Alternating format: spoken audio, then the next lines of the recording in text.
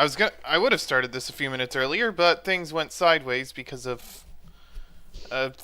because also, where'd my Twitch browser dock go?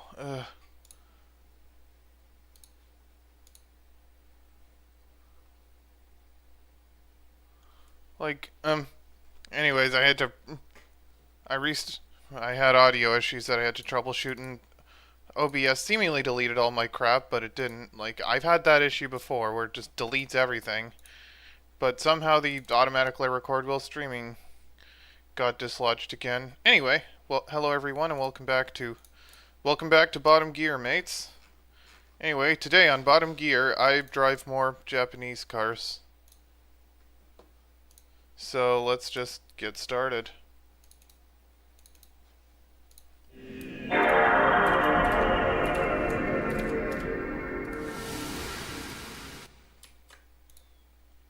I had to troubleshoot audio issues. I just fixed it by moving my headset to the front panel.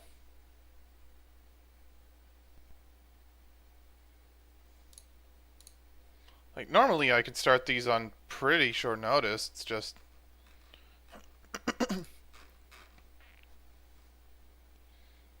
like I can get up at 8:55 and start at 9 kind of thing.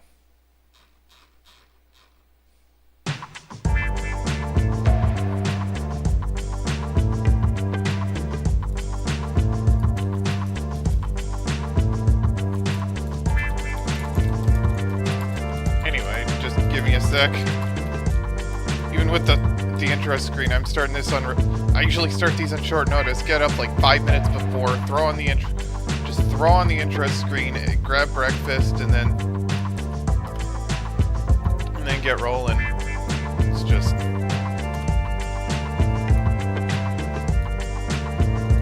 All right.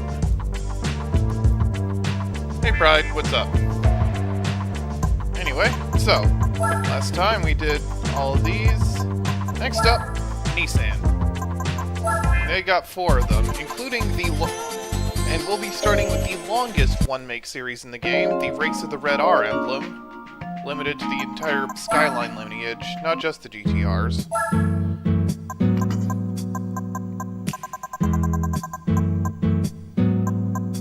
And, well, I've got a bunch of them, including I've driven all those. 69 horsepower, very nice.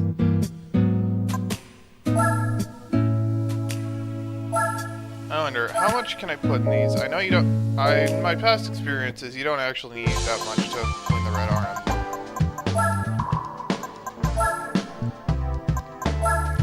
Wait, can I even use this? It is a Skyline. Okay.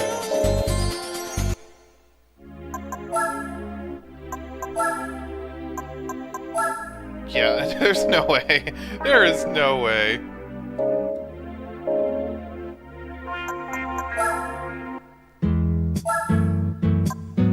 Alright. Well, time to use the other Skyline I haven't actually used yet, which is this other R33. The LM Limited. I believe this commemorated the Turismo GTR LM winning or something. I do at least like the color, champion blue. In Gran Turismo 3, I think you can actually get a champion blue R32. The color isn't named, but in the first game you could also get a yellow R32. Also, close to 50% already. Just breezing through these. Anyway, today we'll be finishing off all the Japanese events. Oh wait, there's another thing I want. Only for the first race, you'll want hard tires, because the first race is 10 laps at Motegi. Like, why are the races in this series so long? But this is the longest one-make series in the game. Also, I put myself in front of the Windows XP background now. Just like I used to do, as like... Alright, oh, we got Ken Mary, probably an R32, and a bunch of R34s, including Midnight Purple.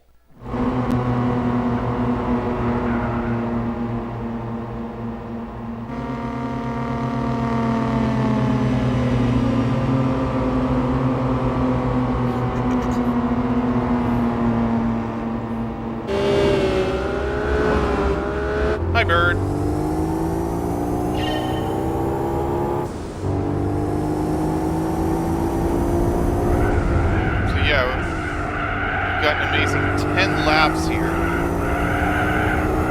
Like, this is Gran Turismo 3 Professional League type beat.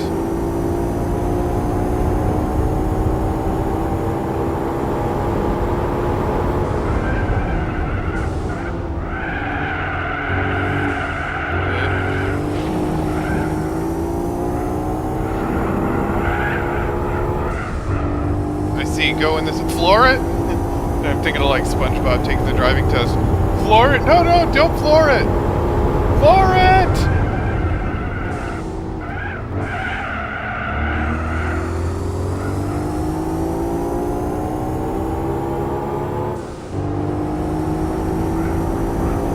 Oh hey, the old Skyline is actually leading still, it seems.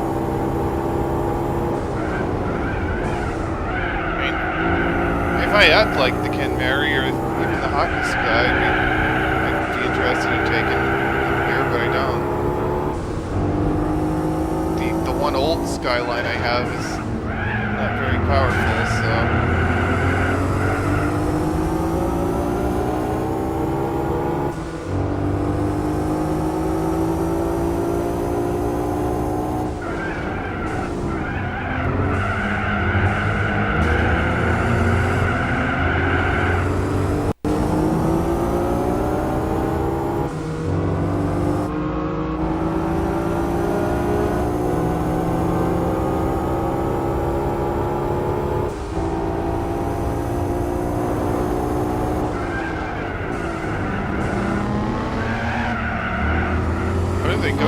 Why do they brake so early into that corner? You can go a lot deeper there. I don't really know the names of a lot of these corners.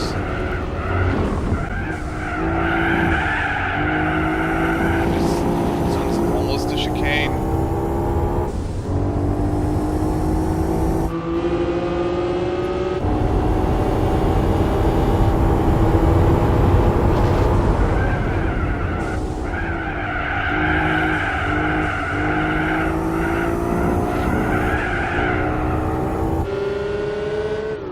Now I got the R32 leading the pack.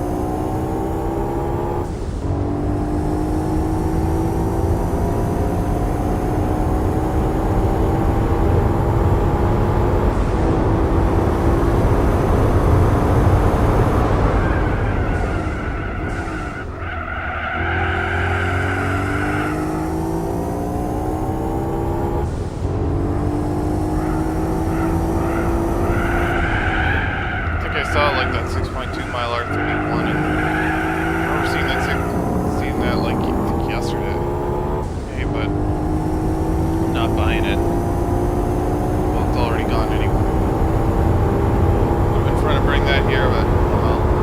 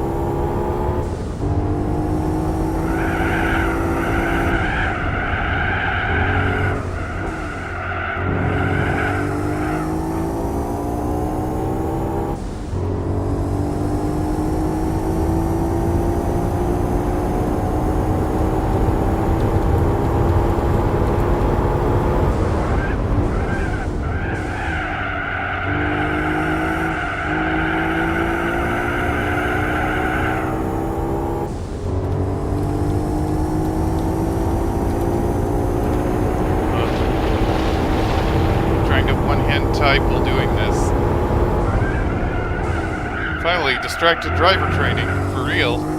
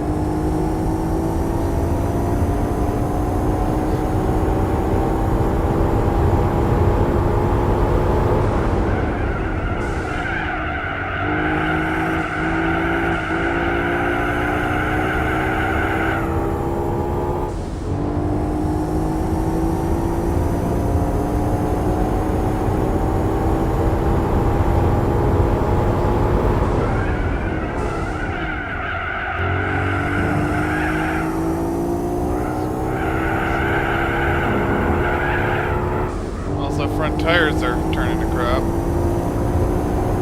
No surprise here. Well, if I did this on mediums, this would be an even bigger deal.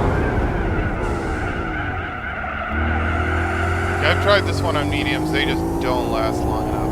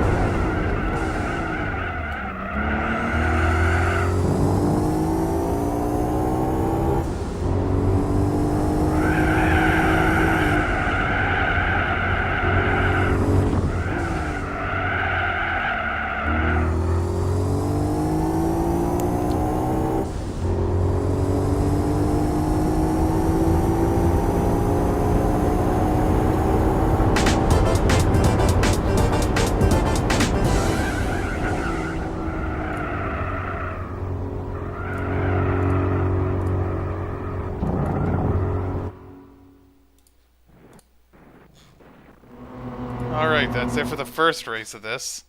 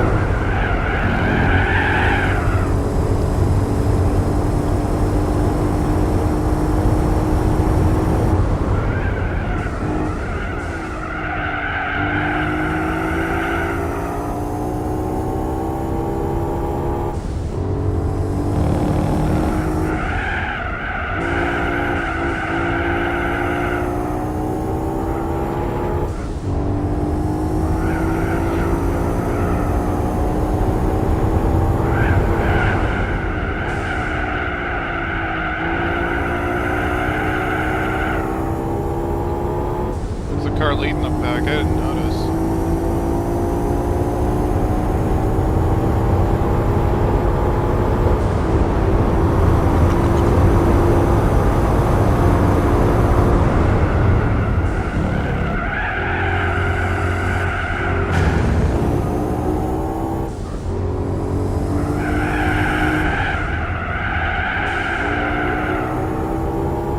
Oh, it's an R32.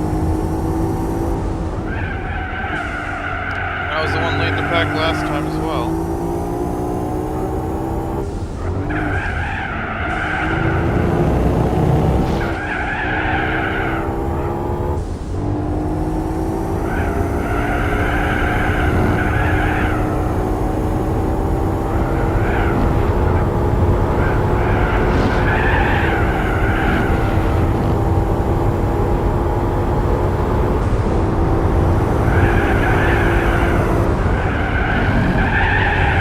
Turismo has always had really good fictional circuits. I mean, the first game is unique in that it's the only game in the series to have only fictional courses, with no real-life tracks or even just fictional tracks set in real locales.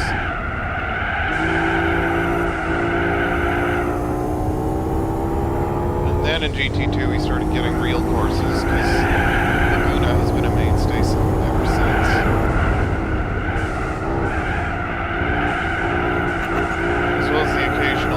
Fictional tracks in a real locale, like Grindelwald or El Capitan.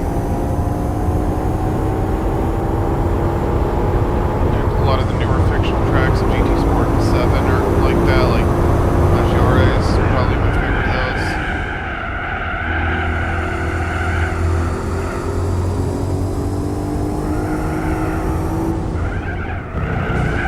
I wish they bring back Cape Ring from the PS3 era.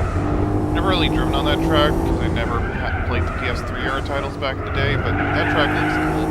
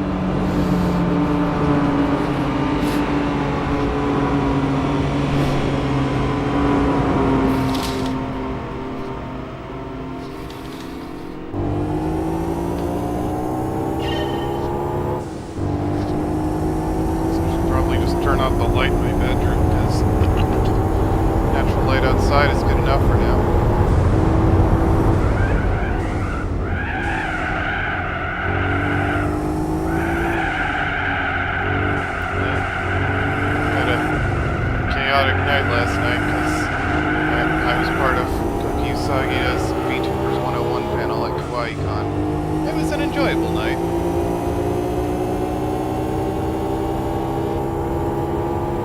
And now I got at least... And this got at least one person thinking I'm actually from the 808, when I'm definitely not.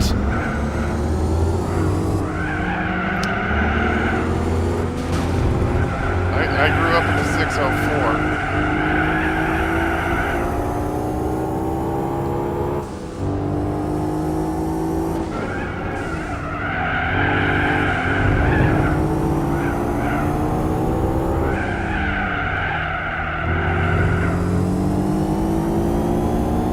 Looks like R30 up front.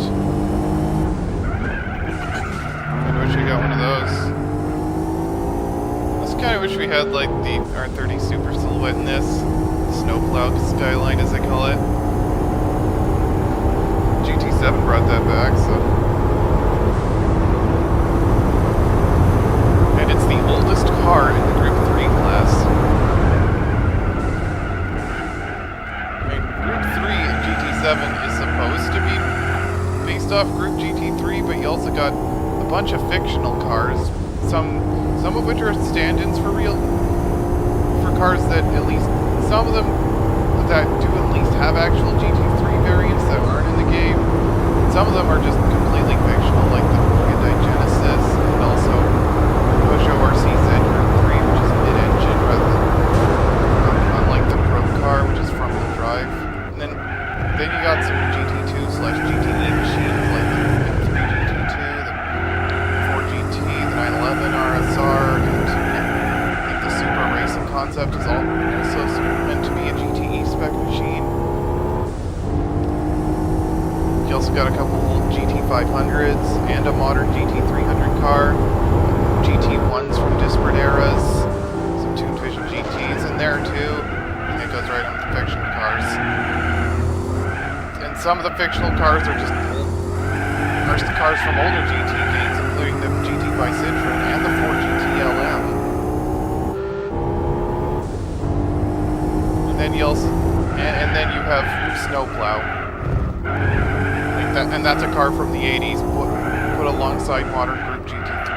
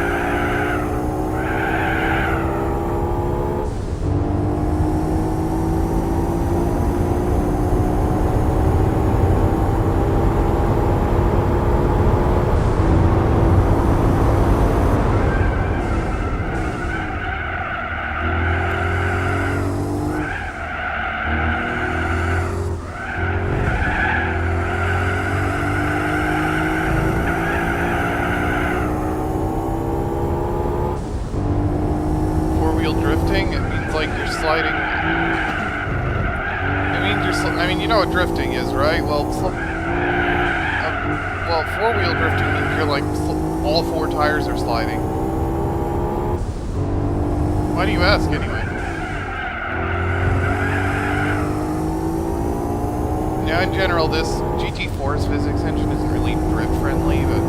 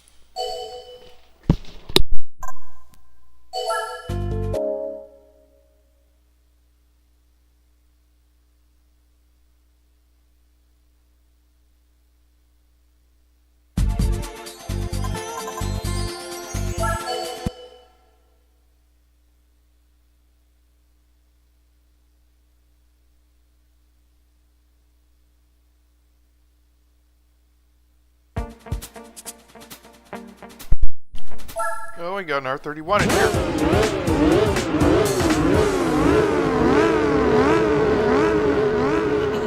Oh, you mean you want to steal his technique?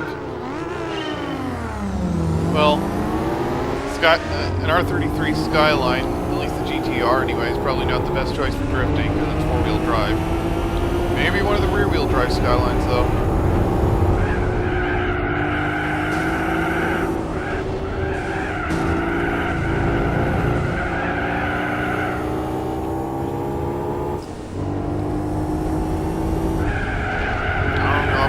Do they use different terms for it? It could just be that.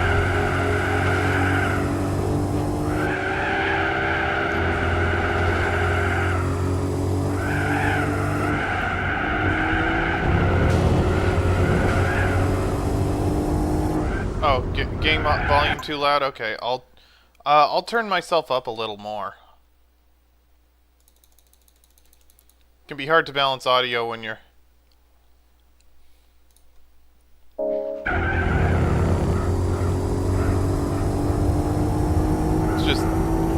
It's hard to balance like the audio on like observer side because you can't perceive it the same way, and also the game audio doesn't even seem all that loud on my end.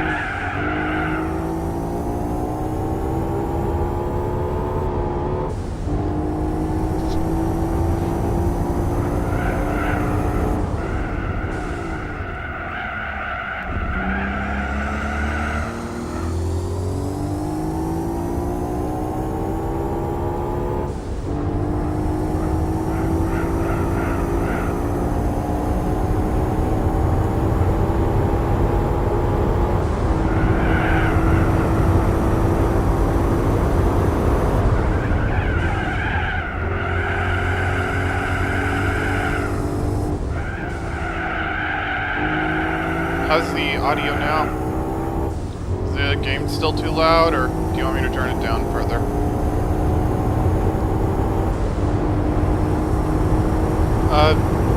I don't know what that is.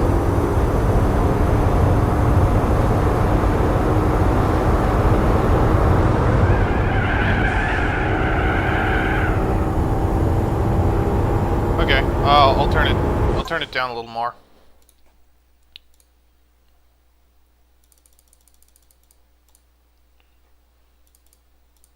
Then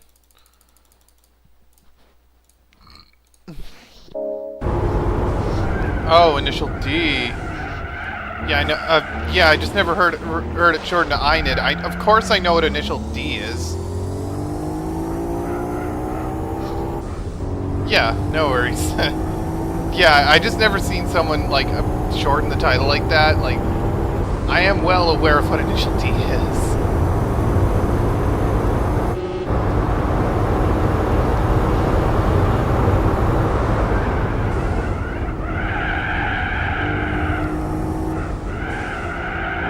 No worries. Alright, how's the game audio sound now?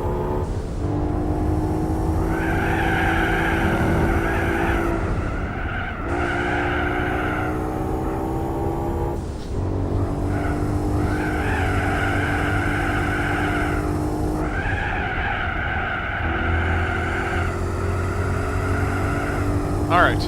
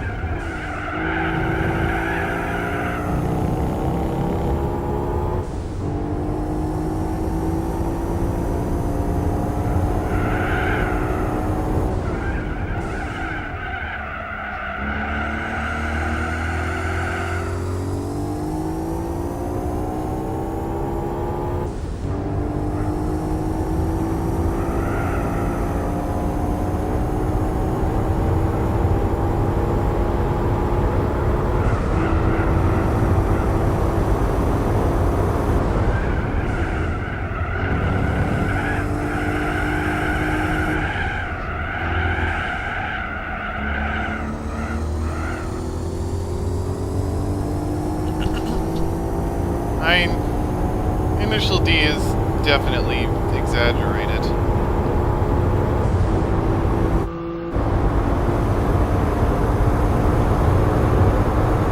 I probably would not use Initial D as like a primary source on drifting technique.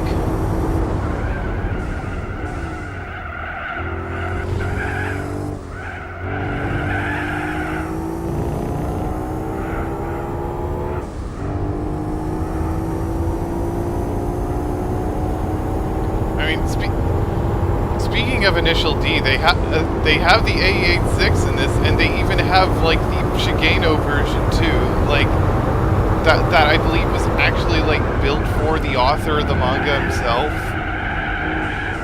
Like it sometimes shows up in the used car lots. I'll see if I can, after I win this, I'll see if I can find it in the used lots.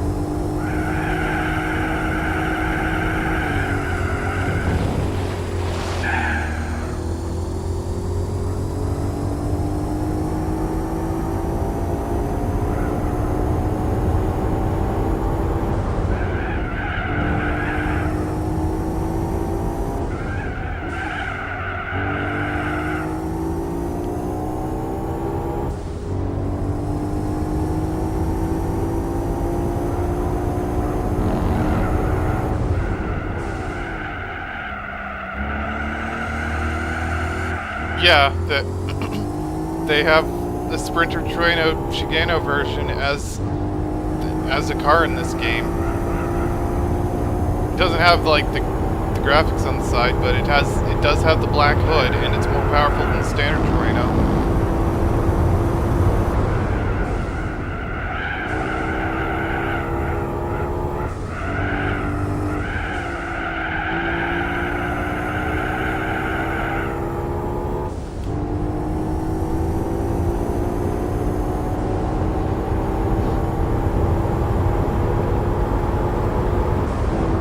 However, they don't really have any winding mountain roads in this game, so...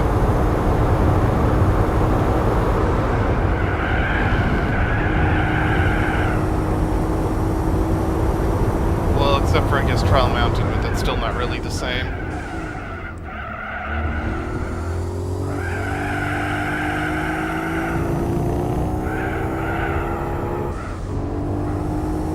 I don't know, I've driven it before. before, but it's been ages.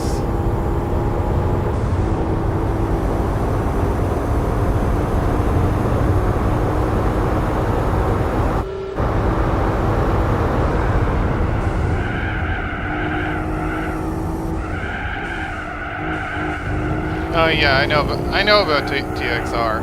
Never played them though.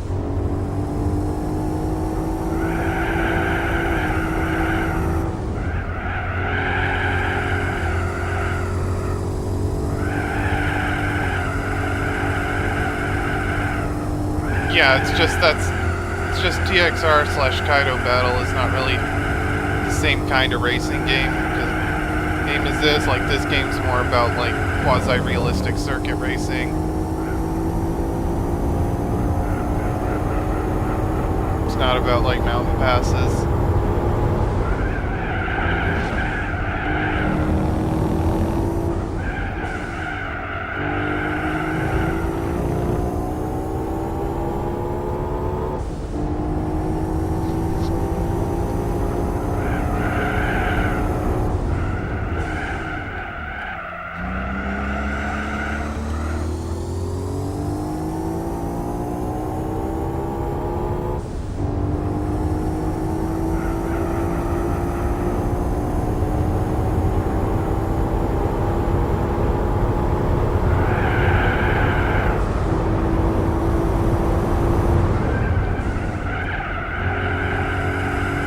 Yeah, maybe I'll try the TXR games at some point. It's just...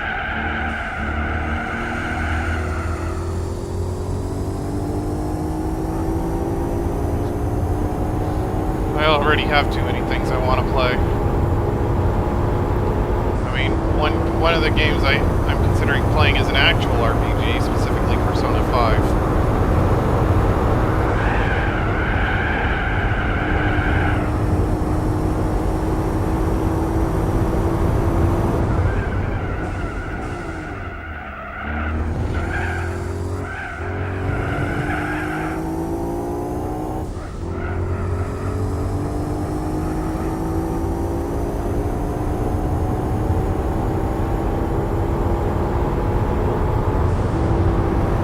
Yeah, it's just that JRPGs in general are not a genre I have much experience with. Like, I mainly go for platformers and racing games. Like, before I was playing GT4, I was streaming Mario Galaxy 2.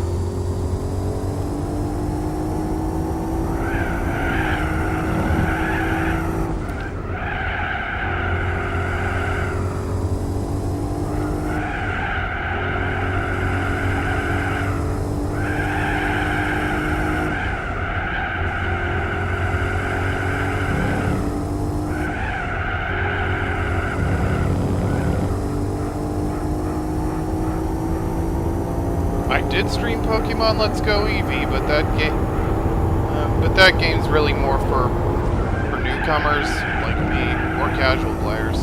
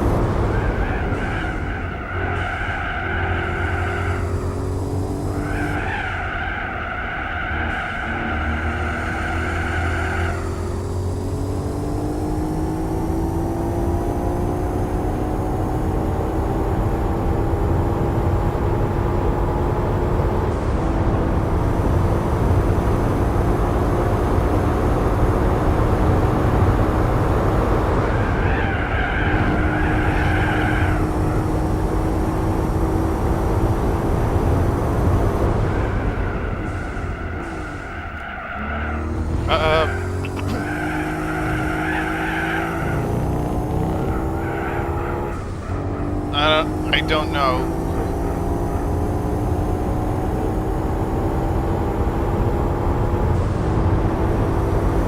all that's coming to mind is like the time Top Gear did like a real life versus GT4 challenge versus the NSX, and there was no way Jeremy Clarkson could match his in-game time with the real car.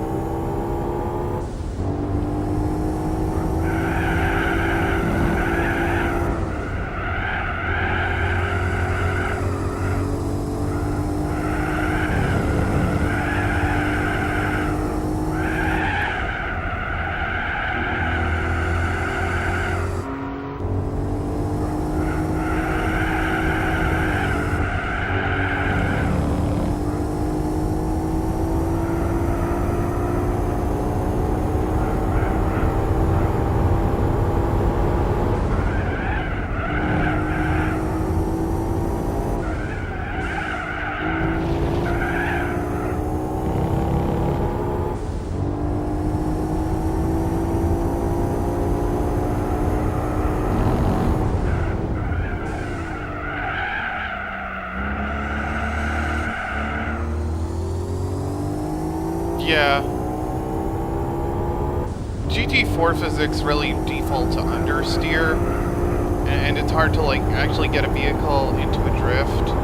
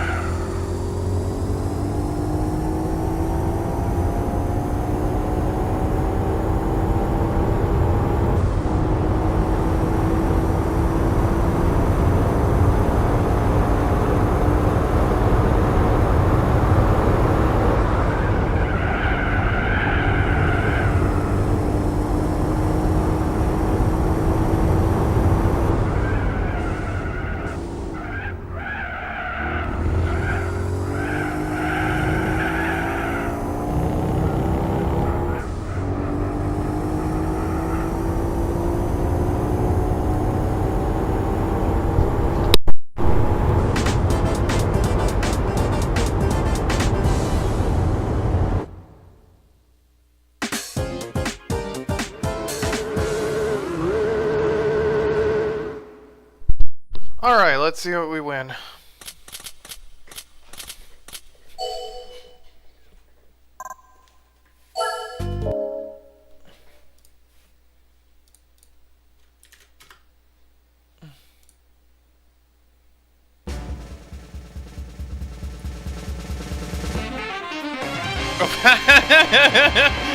Welcome back to Bottom Gear, mates. Today on Bottom Gear.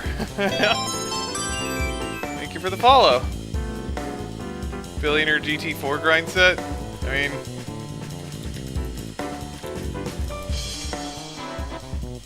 mean, I'm only a millionaire in this, and I'm at the point of the playthrough where money isn't actually that big of a deal, especially since this is the randomizer, so that'll often clear up some things. Hold on, I will check to see if the initial D car is in the lots, but I just want to turn off my bedroom light. All right, let's see if the car is in here,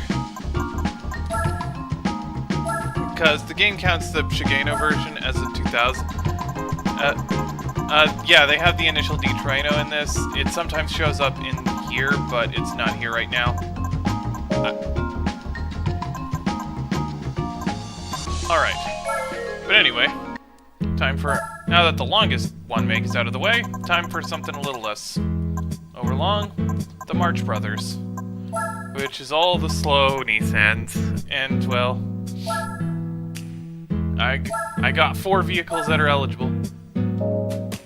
Oh yeah, the long races. Yeah, there are 3 used car dealers, one for early 90s, one for late 90s, and one for older cars. They have the regular A86 and the historic car lot because it's from the 80s, but the actual like tuned Shigeno edition is counted as a 2000 model.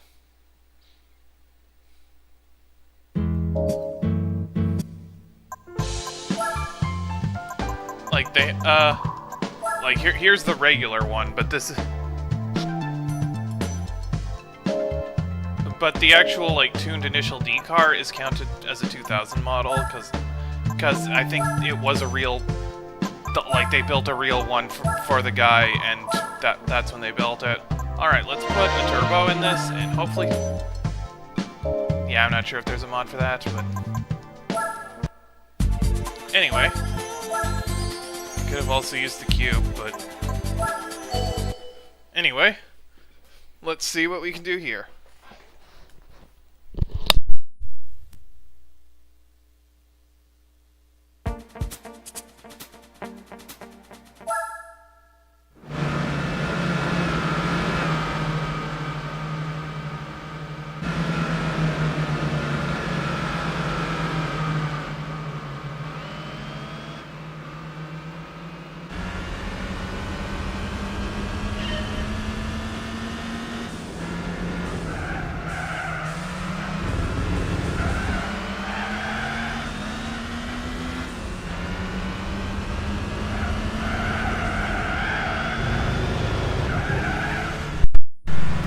Well, this is the March Brothers event, which is a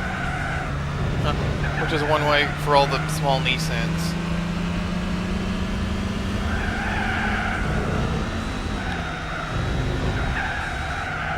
There is also more general compact car races, but I already did that one, as well as the Japanese Compact Cup.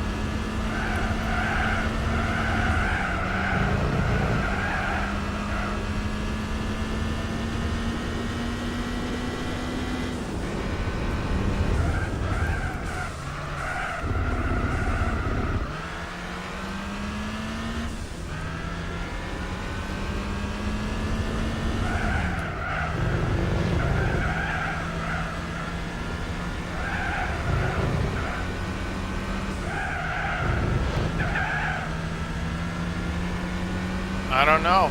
Sometimes it's okay to just play for fun, or just relax. I don't know what to say about that.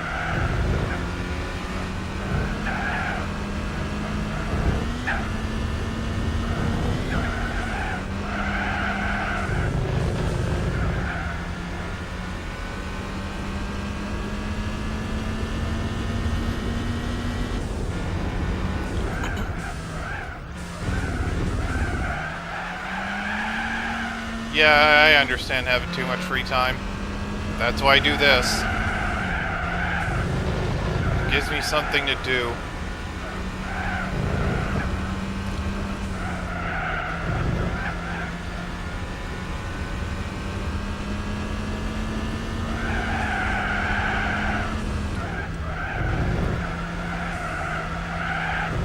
Yeah, I treated this as a hobby. Maybe in the near future that'll change, but I've always kind of just been in this for the fun of it. Yeah, I mean, well, obviously that's kind of the point of these things. But yeah, I do this as a hobby, and yeah, professional GT4 player. I am a seasoned player of Gran Turismo in general. And I live stream because it gives partially because it gives playing games a purpose to me.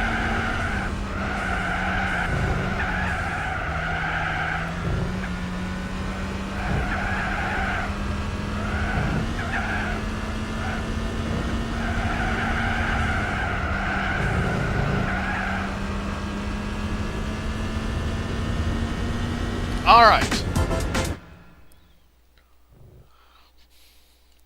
Anyway.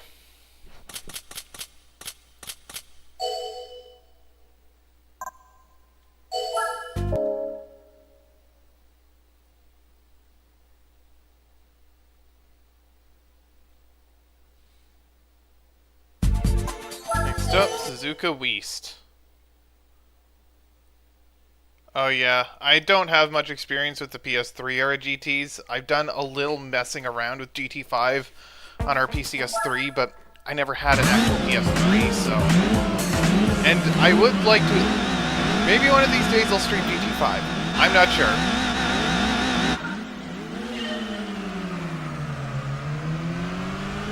And And GT6 does not run well on emulators yet, at least the later updates, because I specifically need the final update of GT6 to run the Spec 2 mod, or the Strato mod, which I want to do, but, well, I've got a 3080 and a 5900X.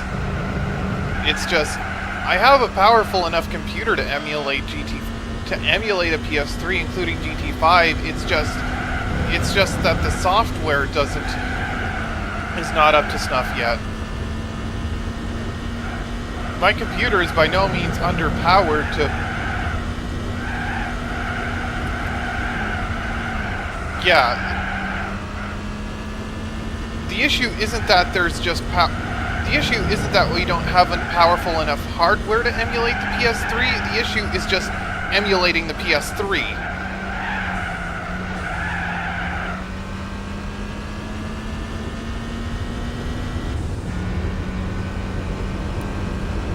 Because, yeah, I've heard Kaz himself described PS3 software development as a nightmare, and I mean, in some...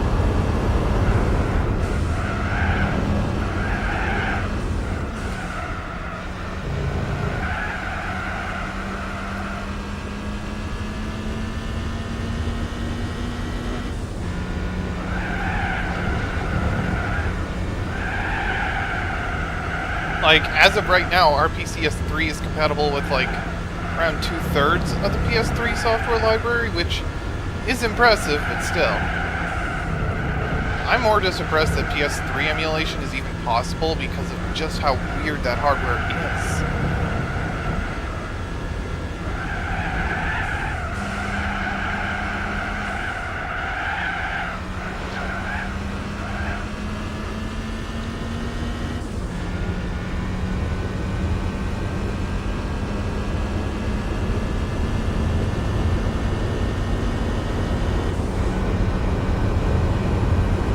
Kind of pulled away from everyone. Yeah, I've heard the Xbox described as having its like more PC-like hardware.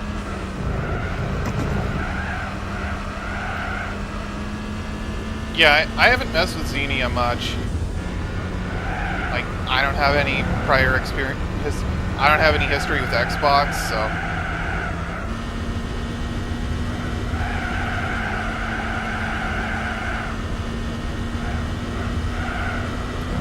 Have you ever messed with Dolphin?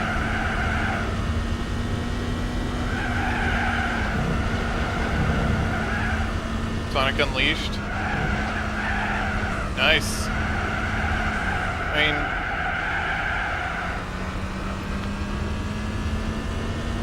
pretty good.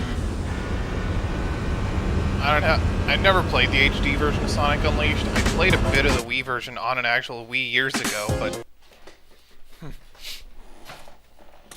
but the Wii version of Sonic Unleashed, which is a completely different game. Like, Sonic Unleashed was basically two completely different games. And then there was a mobile version that nobody remembers. Jet Rocket. Not familiar with that one.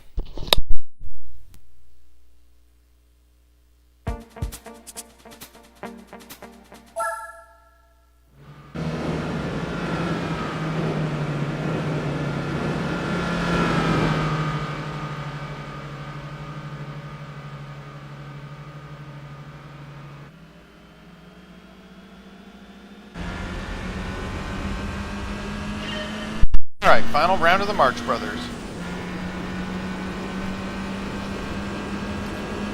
Just in time for the end of the month of March. Otherwise, this would be the April Brothers.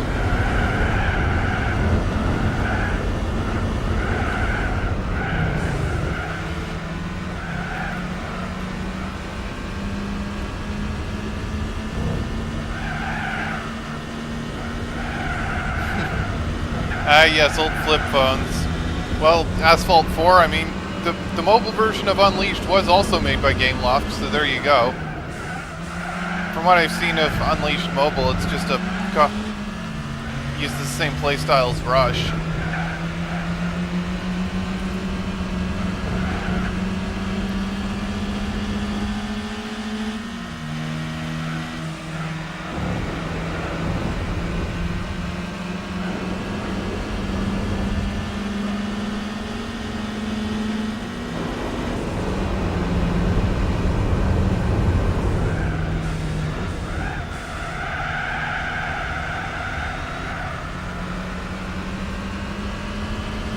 Oh, I didn't know it had all set of elements of advance.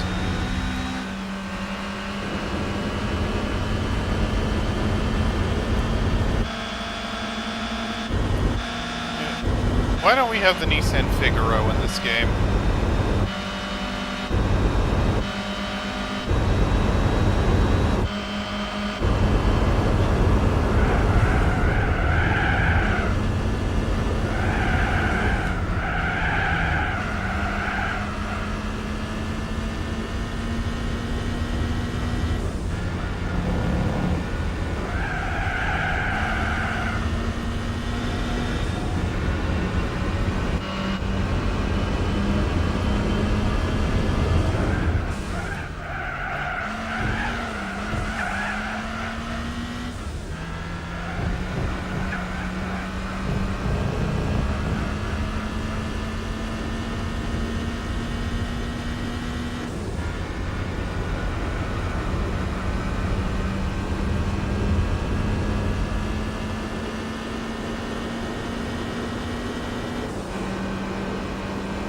How is the B1 blowing everyone else away? Like, that thing does not have much power stock.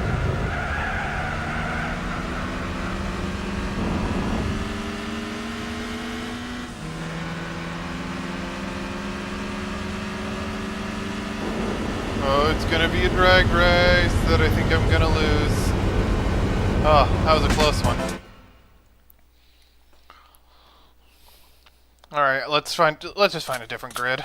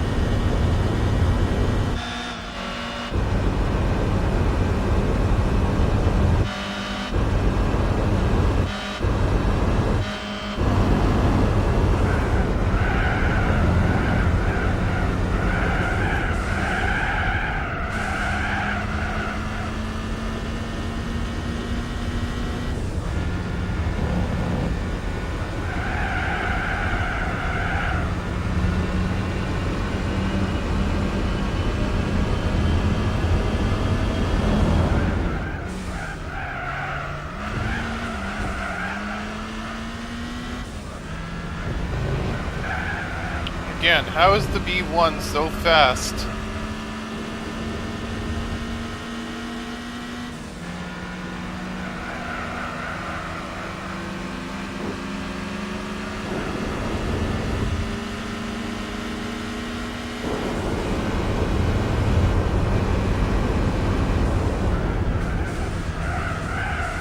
B1 looks like it could be a hatchback, but technically it actually wasn't.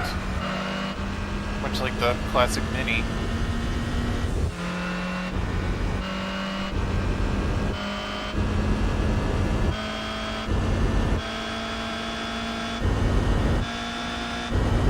Alright.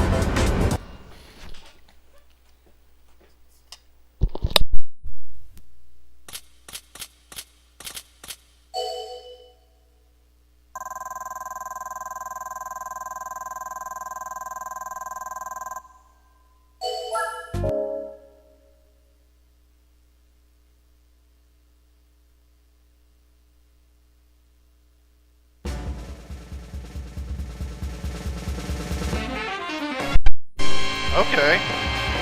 I don't need an Integra, but okay.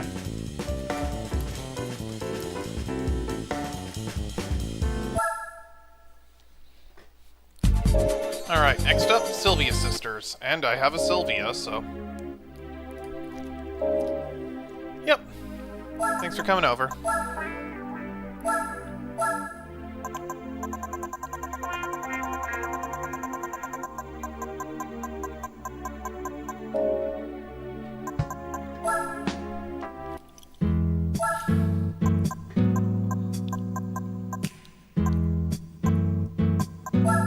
Here it is.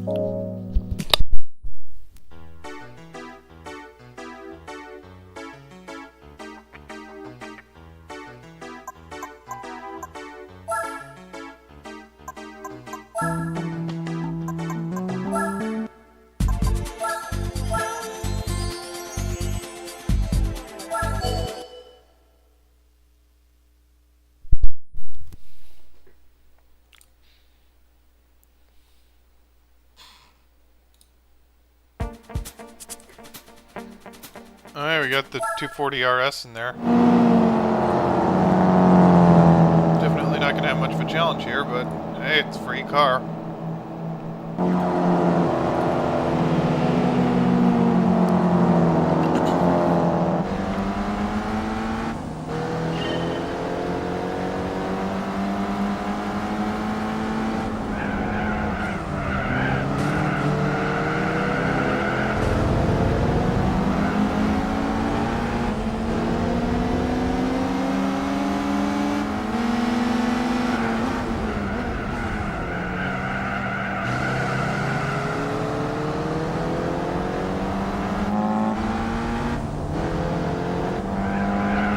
There's the Sil lady.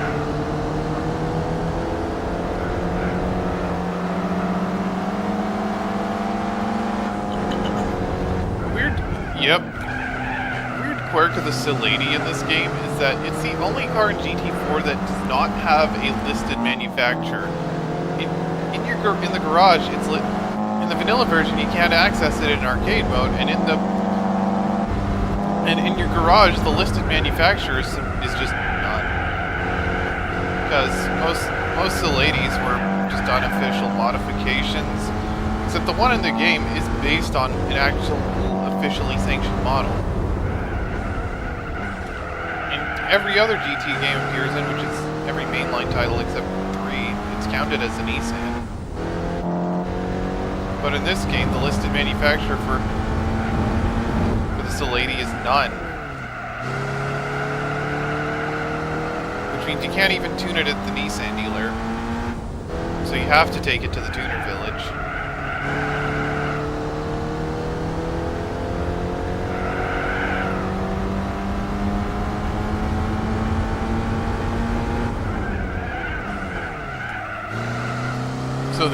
So the model name in game is just Sil lady 1998. And I kind of blown everyone away because this car has quite a bit more power than the earlier Sylvia's.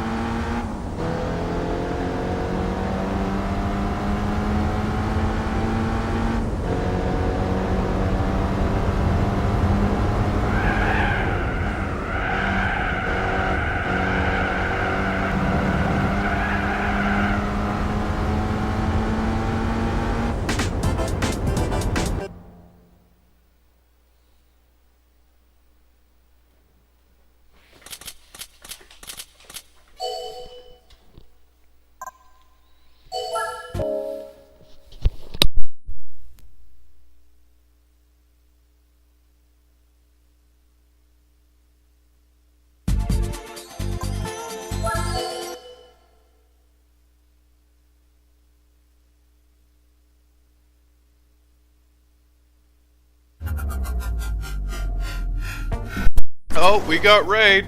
Hey Jordan, what's up? Anyway, welcome raiders. For those who don't know me, I'm Indigo Mizumi and I play video games or something. It made sense when I started. Anyways, what were you folks up to?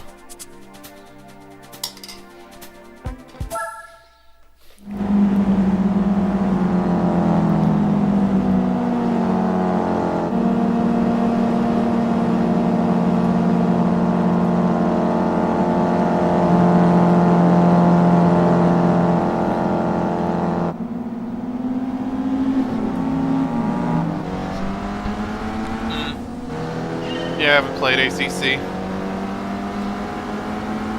Also, I am in voice chat on Kuro's server if you want to join.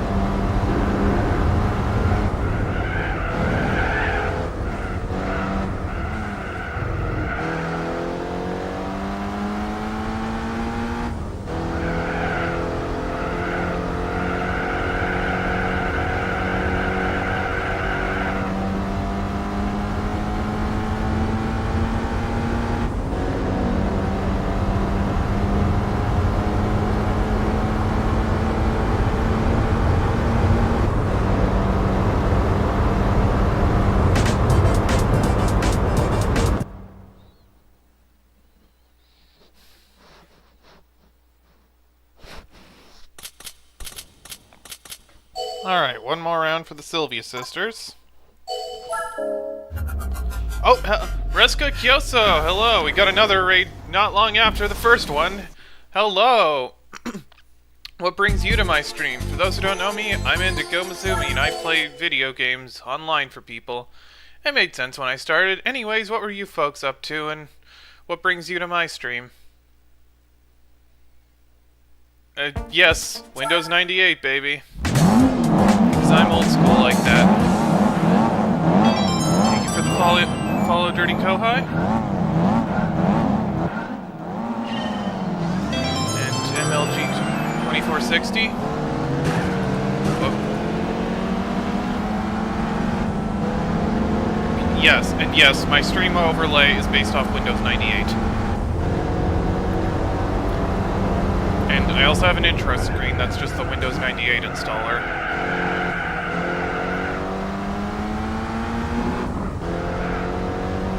iRacing. Yeah, I've never played iRacing. What Porsche were you driving? Was...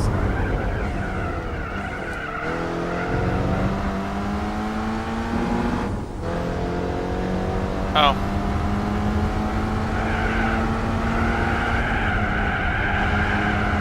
Yeah, I only have GT7, which does not have the newest...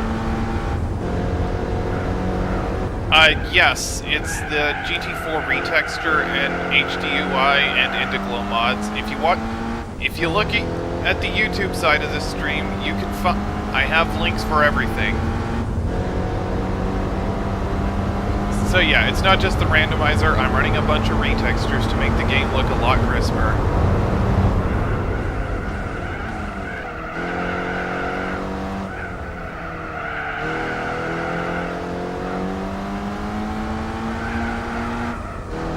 But the only mod that really affects the gameplay that I'm running is the randomizer.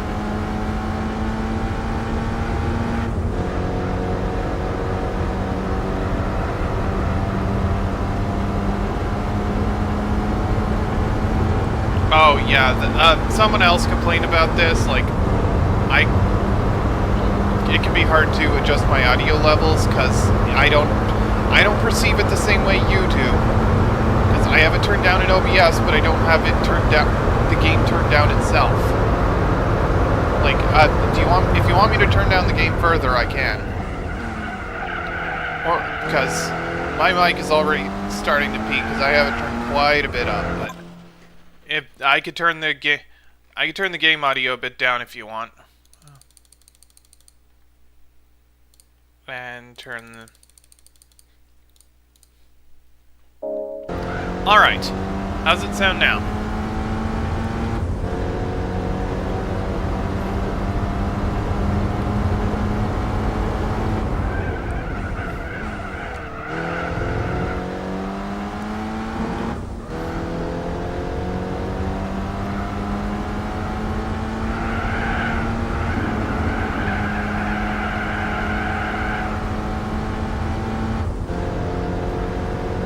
Bit better? Yeah, it's just hard to judge on my end.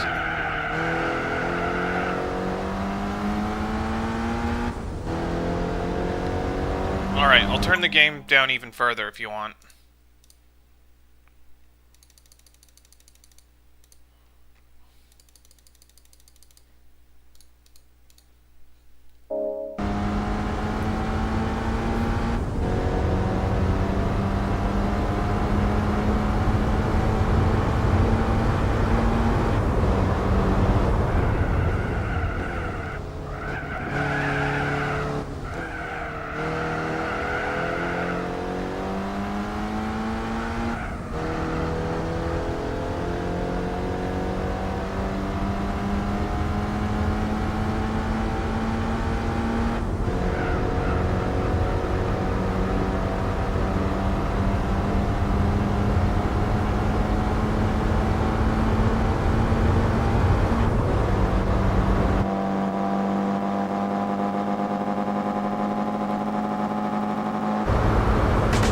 Anyway.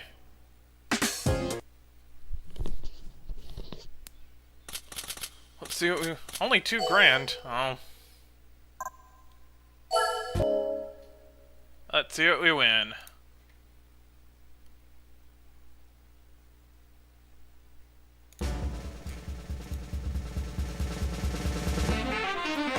Oh, come on! You gotta be freaking kidding me! I already have one of these! I already have 2 of these! Like, this is the 3rd Zonda C12 I have. Not including the 7.3 I got yesterday. Or some other time, but... Yeah, I got a 7.3 yesterday, but this is the 3rd time I've won a Zonda C12. I like this car, but I don't need another one. Well, anyway, that's our first triplicate, I believe.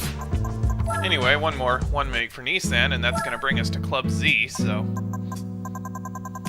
And I have a Z car. The Z31.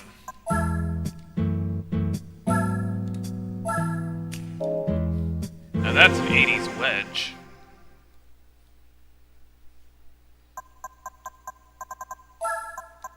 Take this off, and I'll buy one of the low-level turbos to boost the power a bit.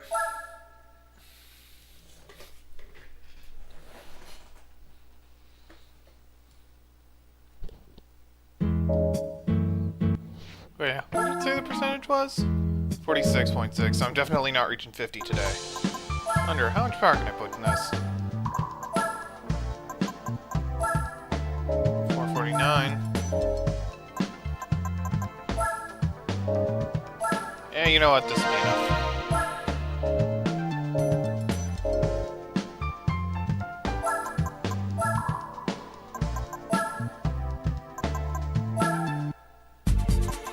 Alright. Starting at New York.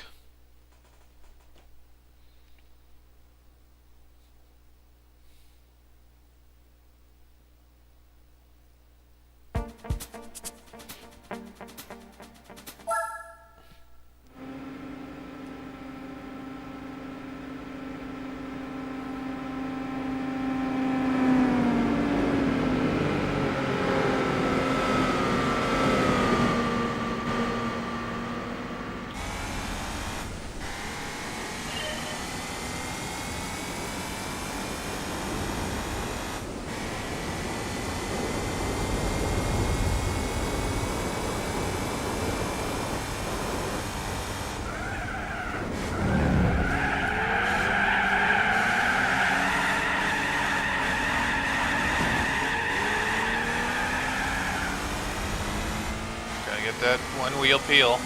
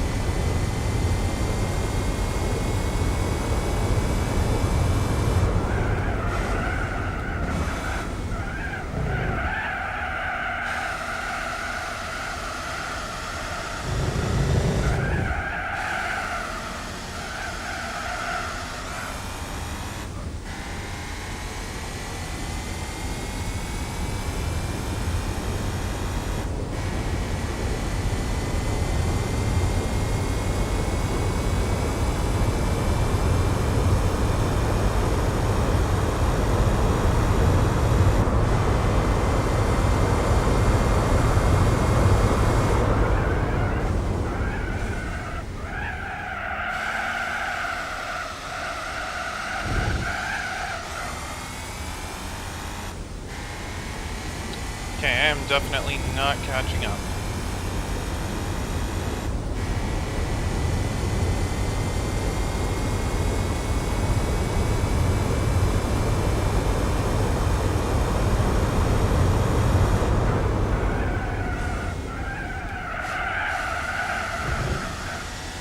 At least on the straights. I can still catch up in the corners, which is typical for New York.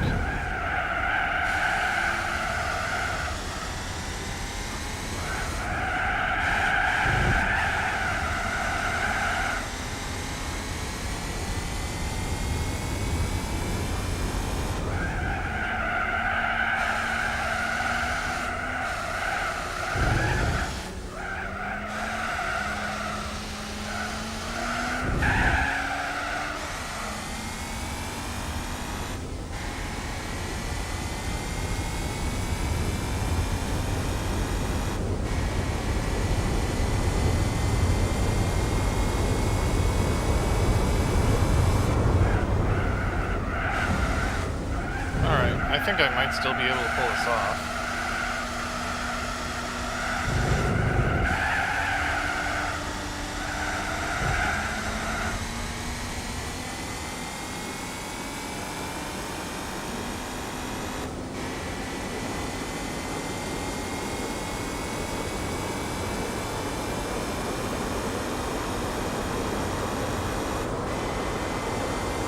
Yeah, I think I still got this.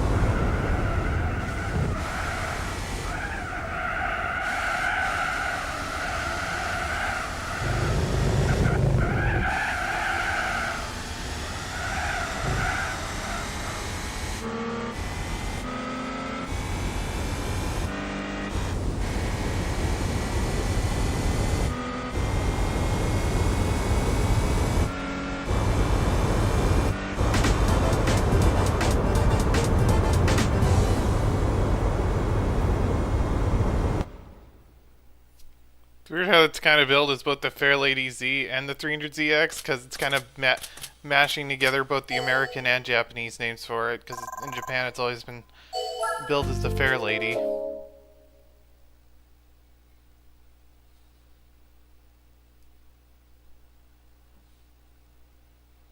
Anyway.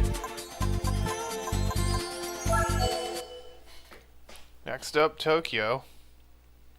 Appropriate choice.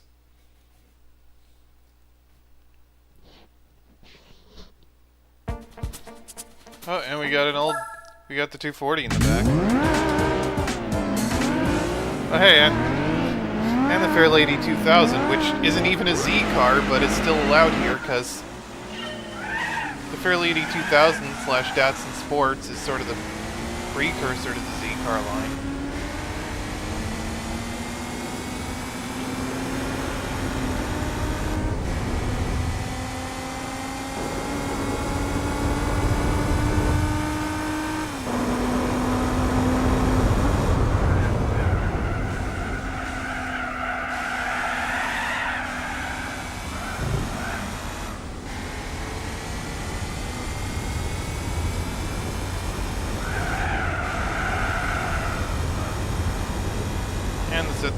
Pulls away again.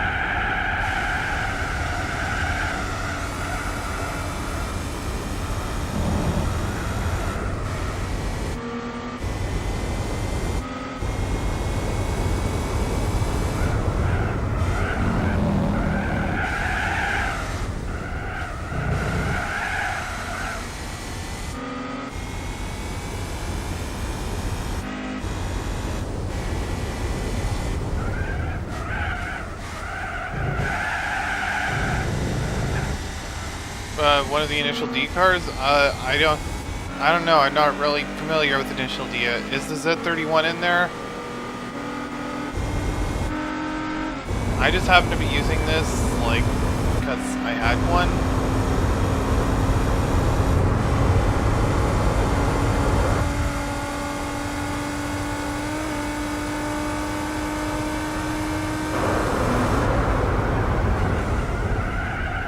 Ah, crap.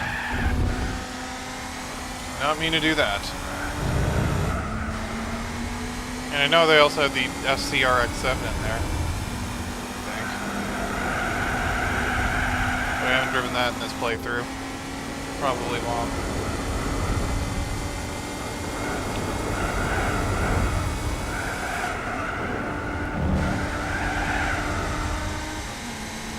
Yeah, but this is the Z31, and then later it was the Z32. I thought those were counted as separate generations.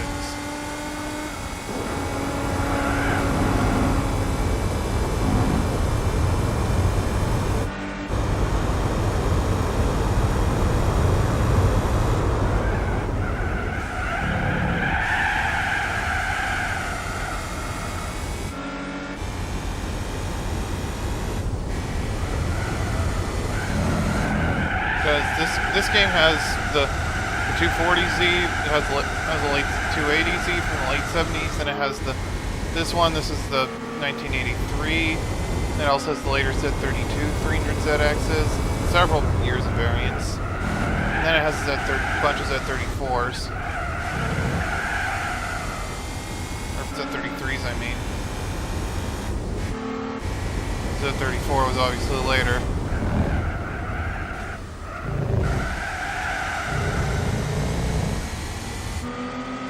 Anyway, I'm still in this.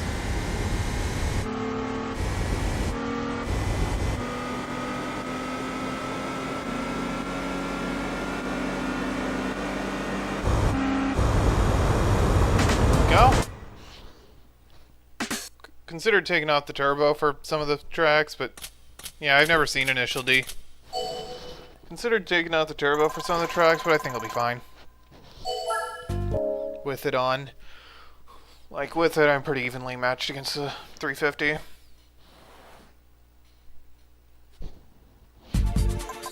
Alright, El Capitan. This is one track where I can safely take off the turbo.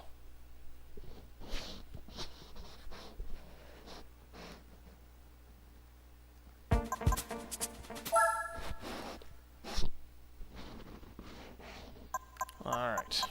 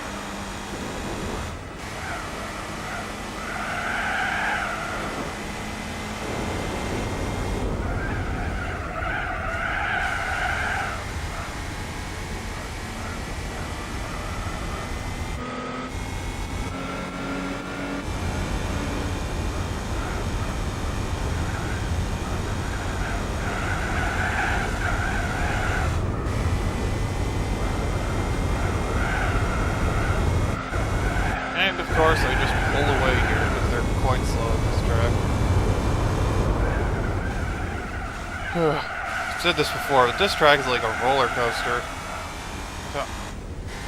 With how mountainous it is.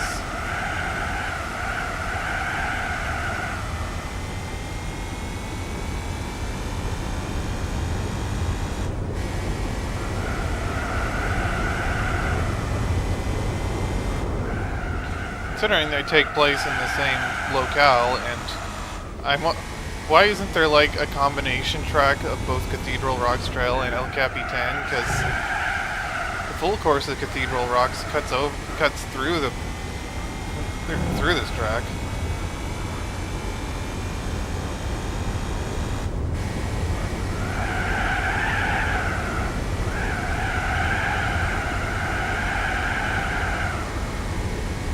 And considering the existence of Cathedral Rocks, is there such thing as a Synagogue Hill?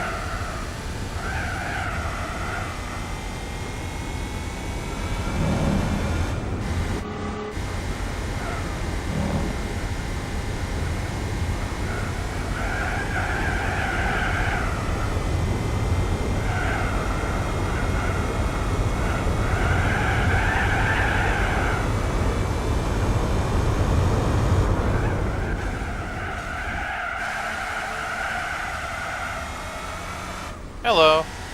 How do you do?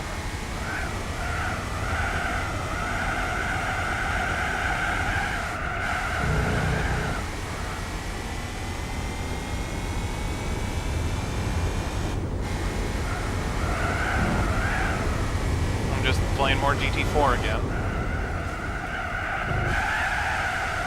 Clearing the rest of the Japanese events. And later on I'll be doing the one Korean event that's in the game.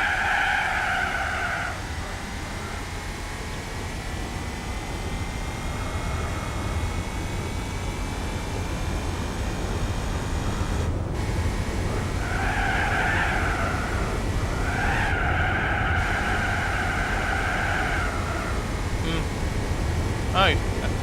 Didn't know you streamed as well.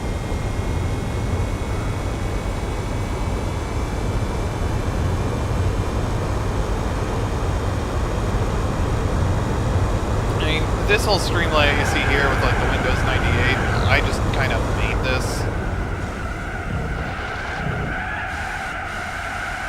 Like I don't even have any formal art expertise. I just kind of winged it in Krita and came up with this. Like the icons I kind of just took from wherever. My logo, I commissioned that from someone, and some of the icons are just taken straight from Windows. The taskbar I just stole that from RetroBar, which is a program that lets you change the look of the Windows taskbar. And the windows I just made by hand.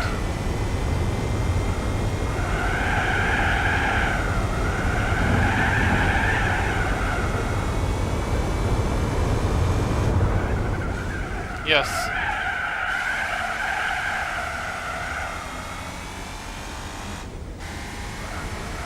I initially planned to use this overlay for like a side thing, but eventually scrapped that idea and just decided to keep the overlay because I thought it looked cool. I know I'm not the only person out there with a Windows-inspired overlay. I've seen other ones, but this one I made myself.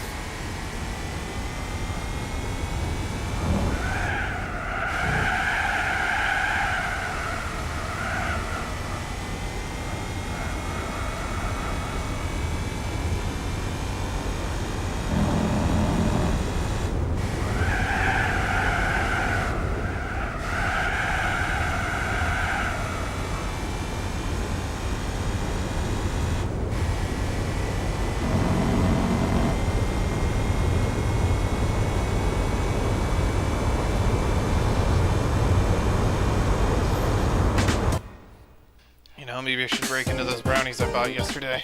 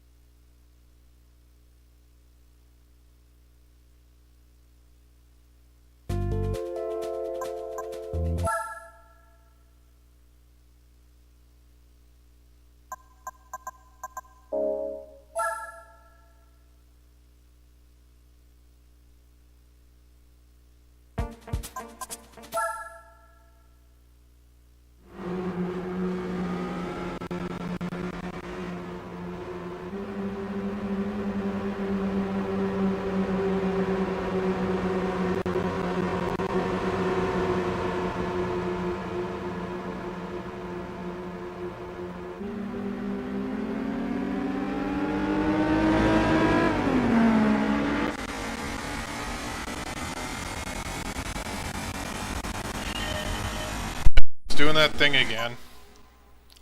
Hold on, I can fix it. Just let me save state for resume. Load state. And we're back. For some reason, the frame rate sometimes just takes a dump on this track, even though it otherwise runs competently. I've only seen it happen sometimes, but it happens.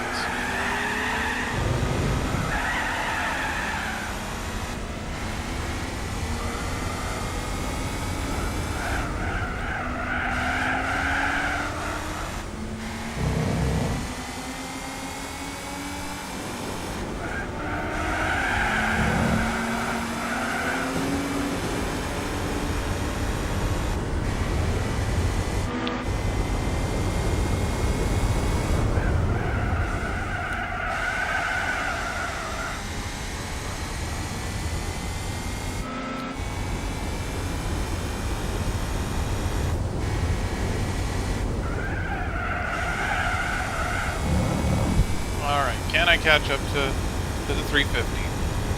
Probably.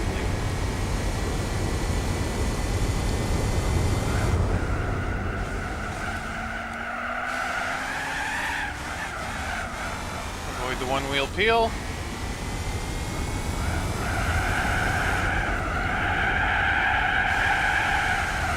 Ah.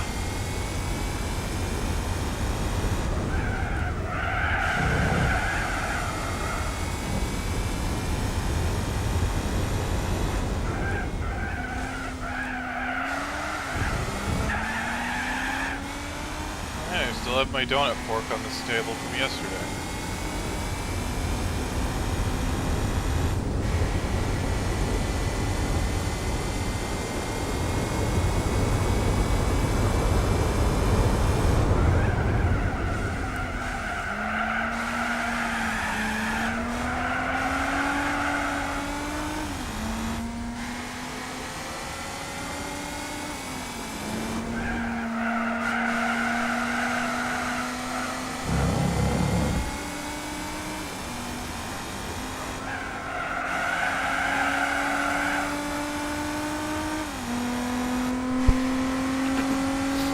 Also, I can see your rear wiper.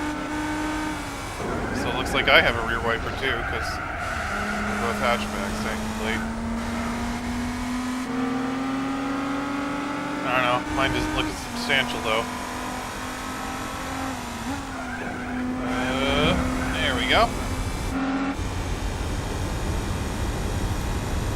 Oh, this is 3 laps. For some reason I thought this was 2. I kind of figured I'd be able to get it into the lead in 2 laps anyway. I just didn't notice.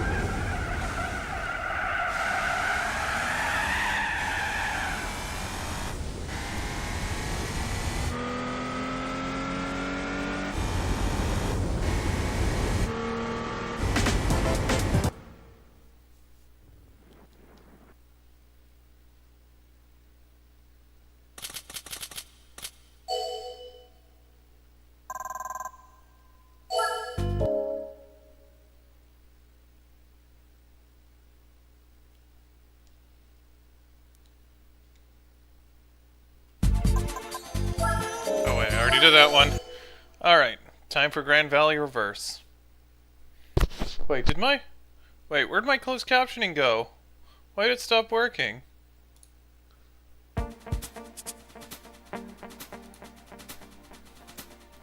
Oh well.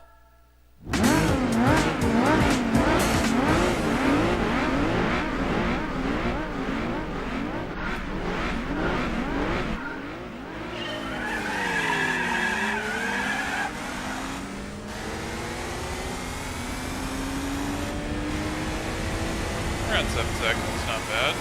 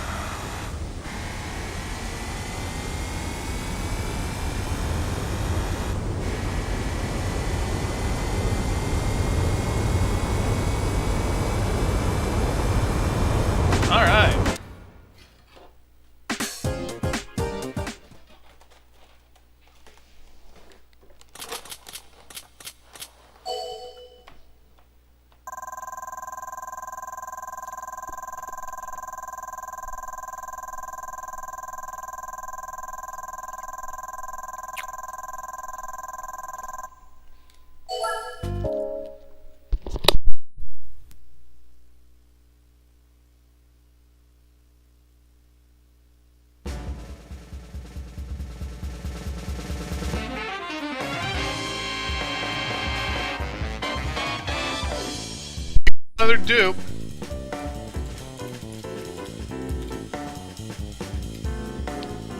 Because that's the second time I've gotten the SLR.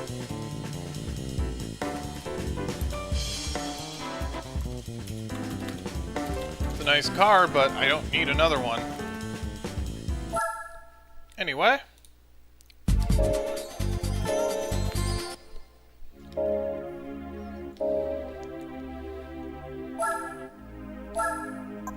Might as well just move on to Subaru. And first off, we got Goofy Cup.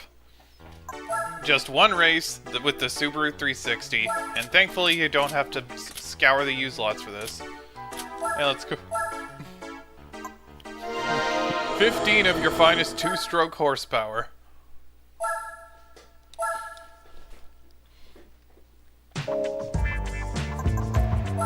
Today on Bottom Gear.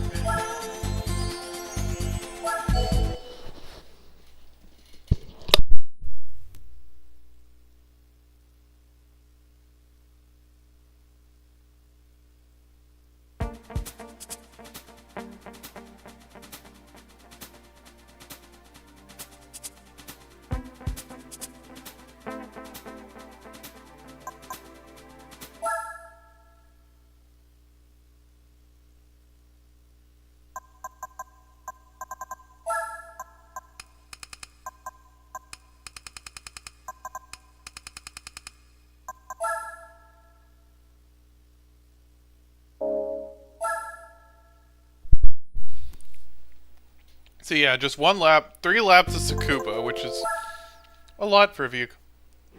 Yes, I'm still going. I've been going for like over 4 hours lately, and I've been... I plan to finish all the Japanese events today, like, because I started them yesterday. Also... oh. Well, we reached red line. Yes. Fun part about this race, you do not need to hit the brakes ever. This is a race you can do entirely flat out because of how slow this vehicle is.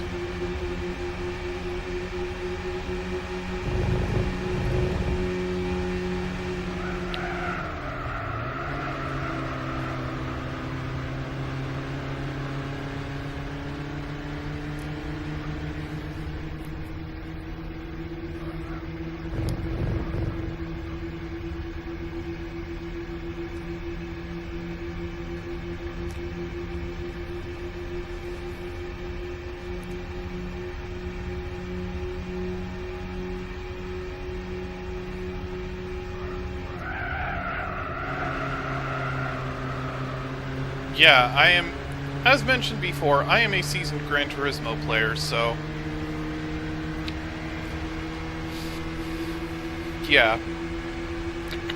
And this race you can do entirely flat out. Like, I am not touching the brakes. And I am not letting out the throttle. And look at this, I'm already in second place. Yeah. Well, I didn't even... the only settings I tweaked was taking out the traction and stability control, because you can be a lot faster without those. Now, with some of the higher powered cars, including racing vehicles, like one-ticket traction control is not necessarily a bad idea, but even then, I'm used to driving without traction control. And also, with how slow of a vehicle this is, you do not want traction control. It is just going to kill your power hard. And this car has no power to begin with.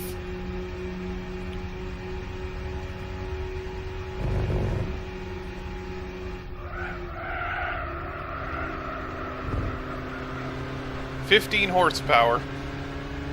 It's a 356cc two-cylinder, and it's also a two-stroke.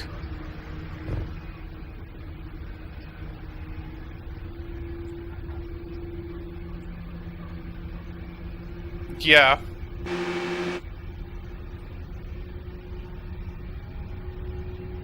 So yeah, you're gonna be mixing oil in this car.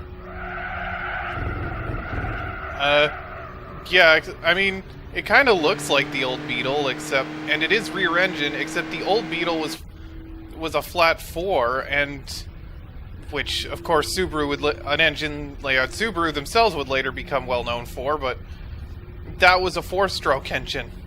This is a 2-stroke.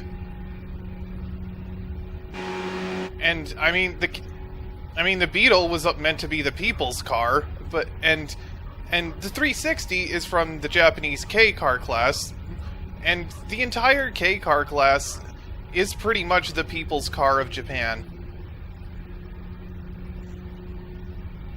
Because the government created the K car class post World War II to provide cheap cars to get people on the country still developing road infrastructure. So no overdrive. I don't know what the gear ratios are, but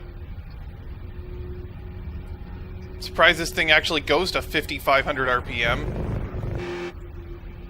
I mean, then again, the one in GT2 can go to like 8,000 something RPM because it's the one in GT2 is the young SS model with like,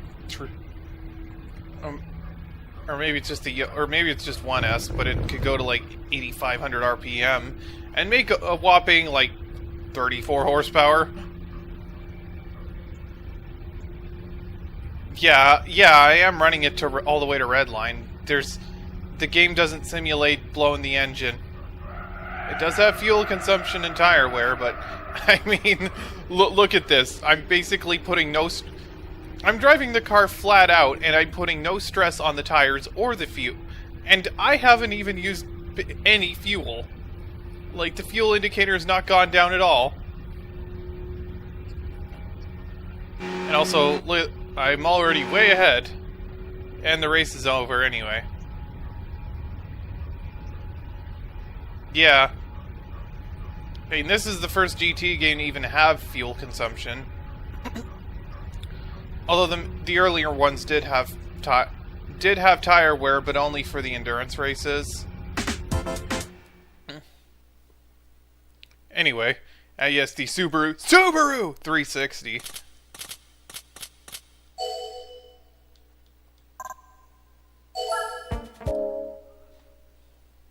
Anyway, let's see what you win for that one race.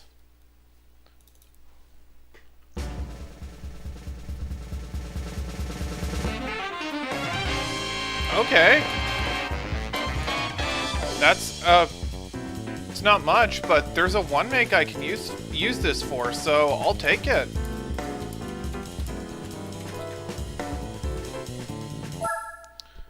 In 2004 Subaru Rex, this game doesn't have the Subaru Rex. You could drive the Vivio in GT2, but that's it. Anyway. Yeah. Anyway, time for the Stars of Pleiades 1-make, so...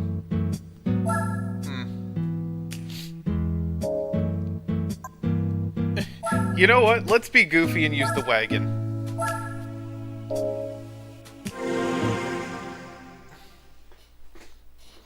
I got...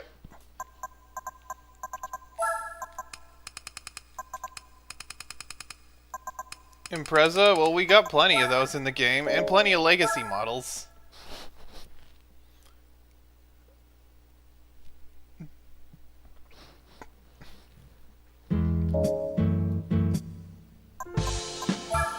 Alright.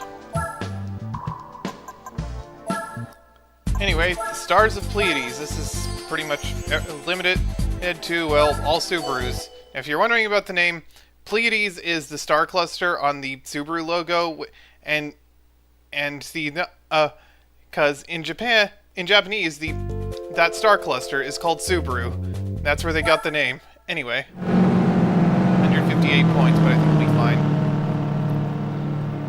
Also, is this thing only a 5-speed? Seems like it's a tall one too.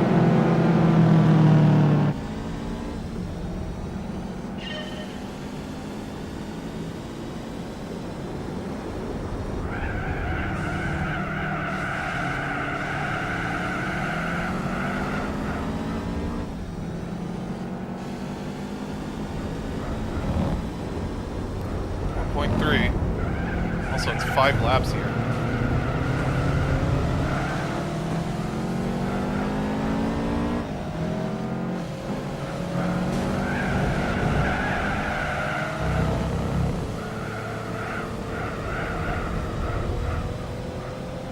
.6. Yeah, I'll definitely be fine here. This is I know this series well enough that triple-digit A-spec points don't scare me here.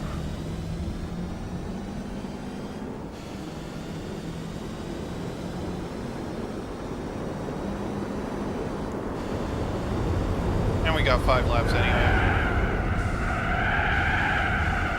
If I use the Legacy 3.0 that I won earlier, I'd probably have a bit more of a challenge here, but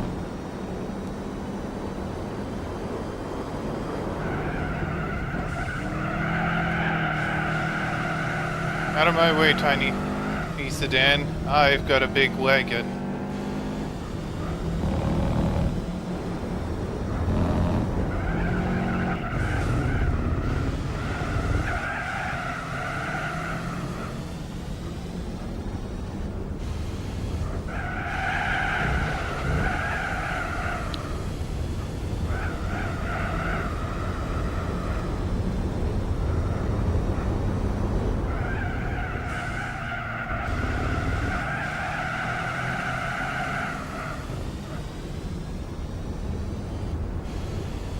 Alright. Could probably catch up to the Legacy at this rate. In my Legacy.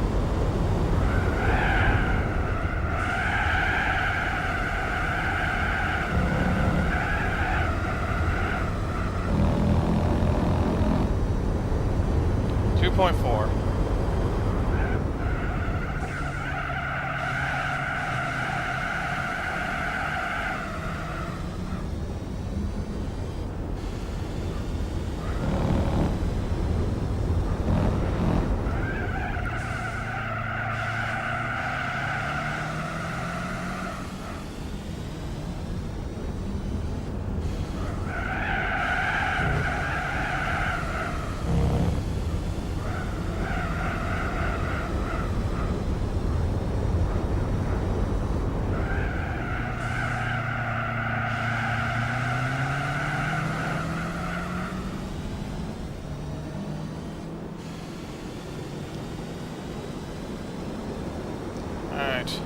Still at least closing the gap.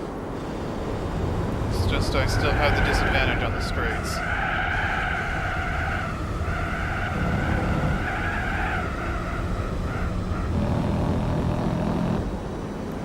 .3 seconds. I think I could easily close that gap in 2 laps.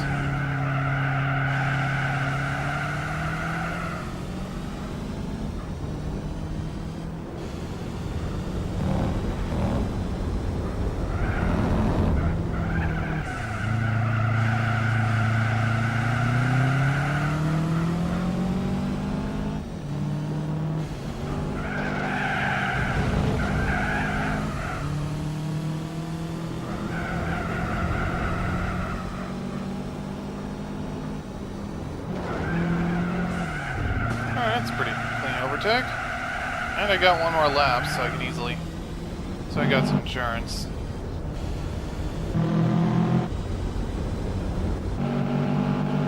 It's got a hood scoop, that's how you know it's serious.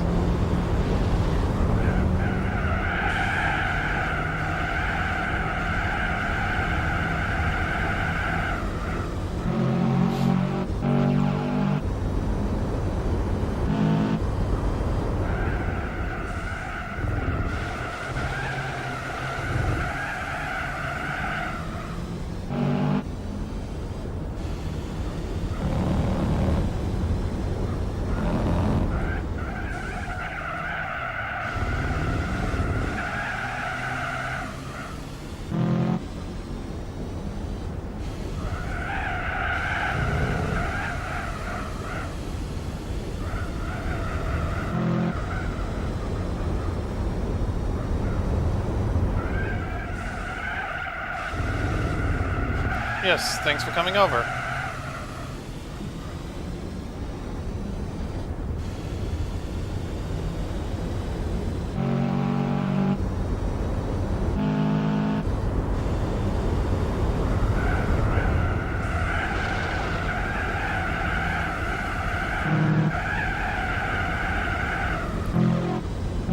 Alright.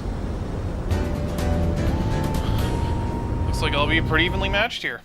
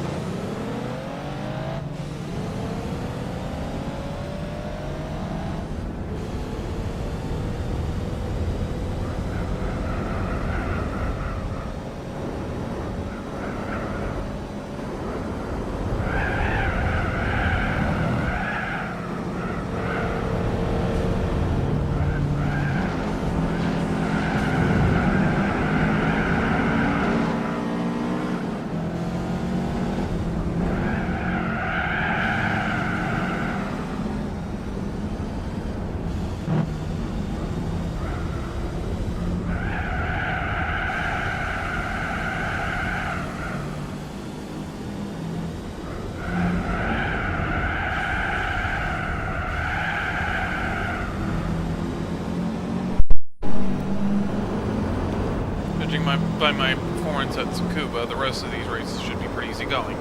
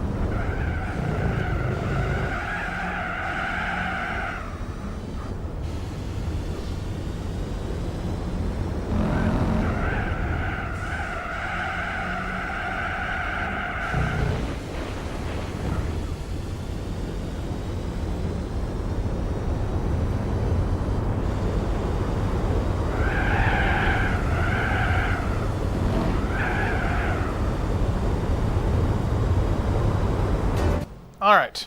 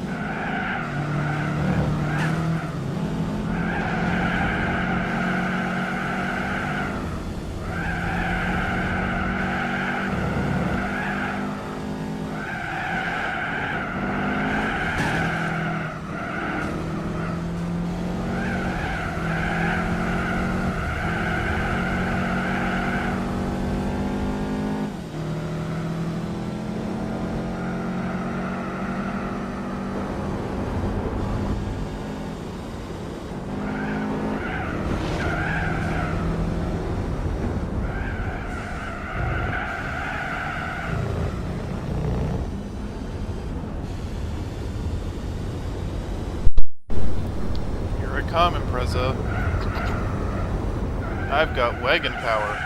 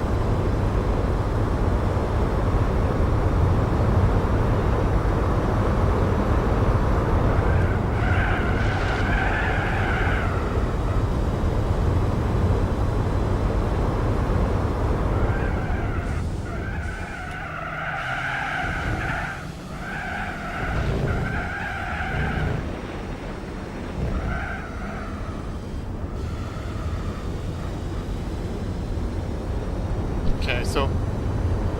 Oh, was gone for a bit, see Legacy Wagon? Yeah. I mean, this is something I kind of wanted to... been wanting to do since early on in this playthrough anyway.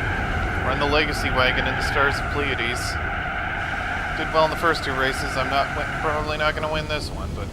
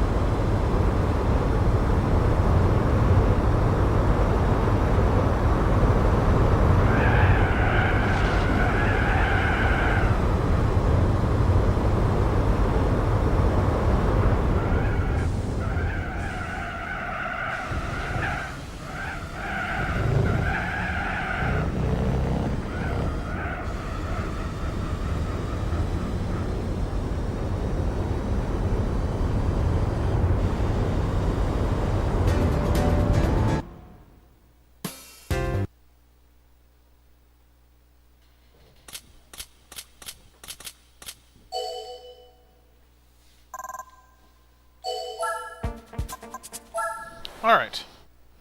That one's an L, but it should be fine. Deep forest.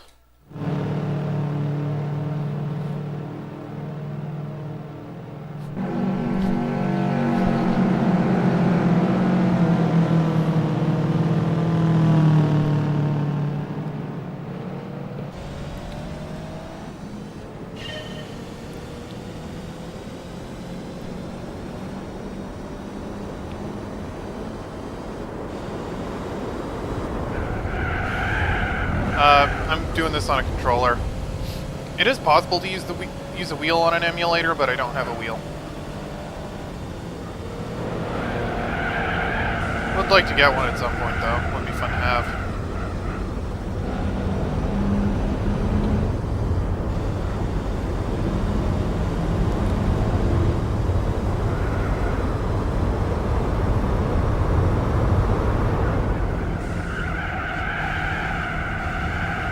Doing this on a DualShock 4. I have the Gran Turismo Special Edition DualShock 4.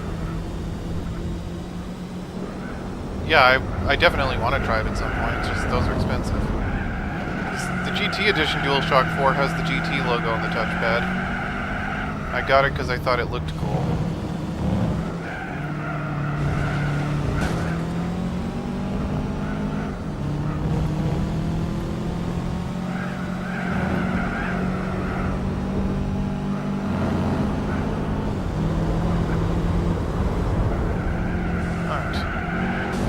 Definitely be fine here.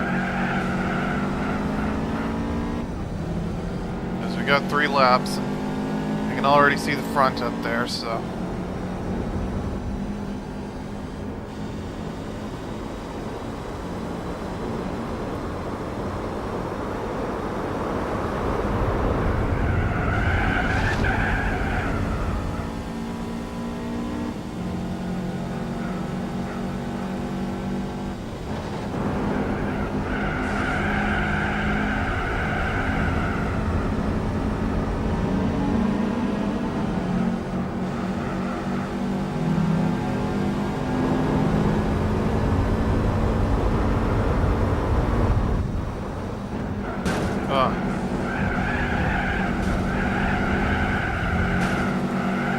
Maniac.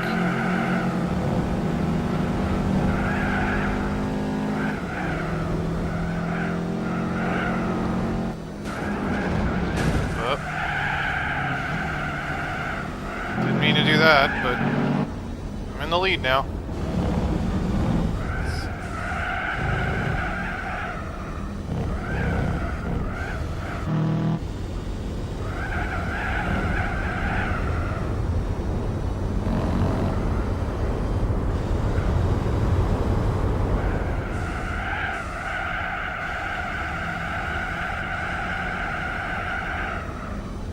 Alright.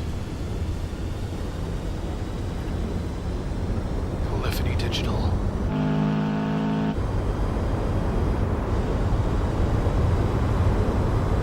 Also, who's the one guy that fell way back?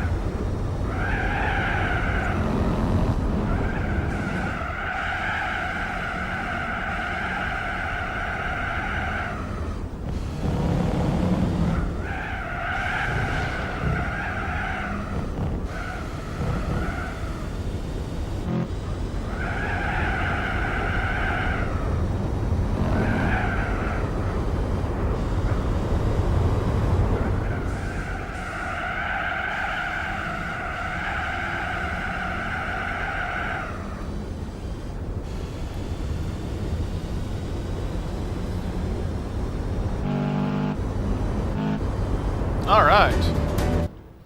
Anyway, one more round of the Stars of Pleiades. Except I'll have to do cleanup at or Suzuka later, but I'll do that right after this, actually. Almost up to 1.8 million again.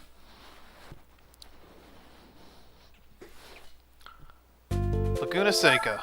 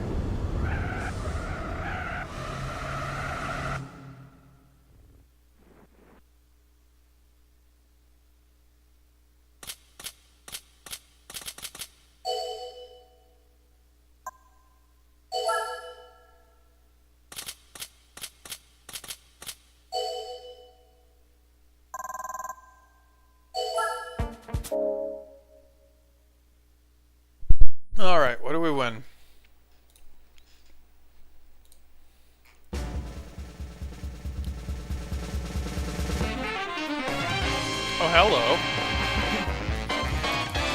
You already have an Elise, but still.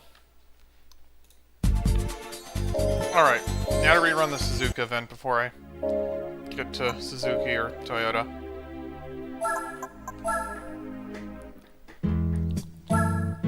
Oh hey, I might actually get close to 50% today. Okay.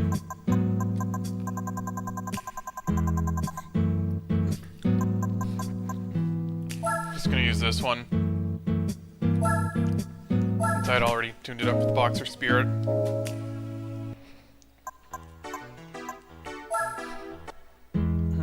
Or I could use the B4 Blitzen.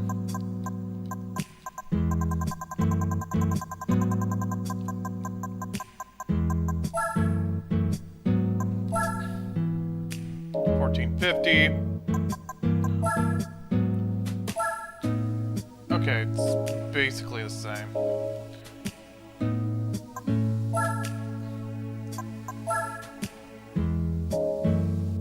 Yeah, let's use this one.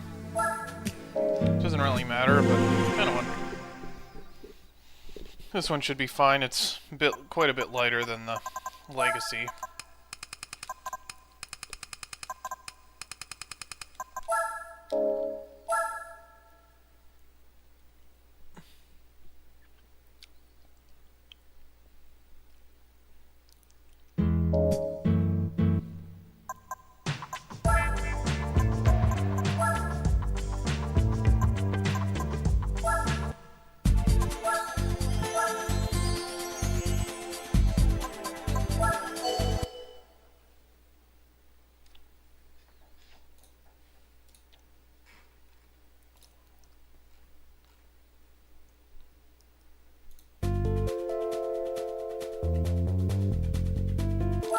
Alright.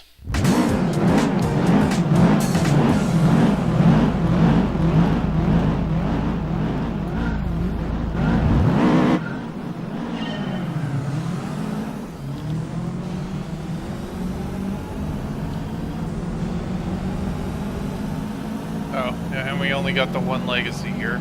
It appears to be the Blitzen.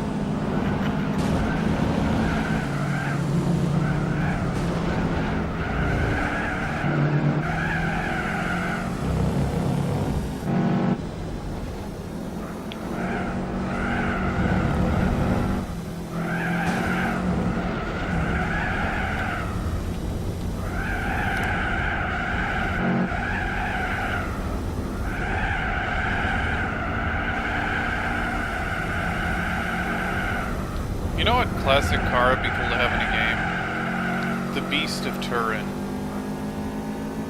It was a land speed which is the nickname for the Fiat S76 from 1910. It was a land speed record car with an absolutely huge engine. It could go over 130 miles an hour.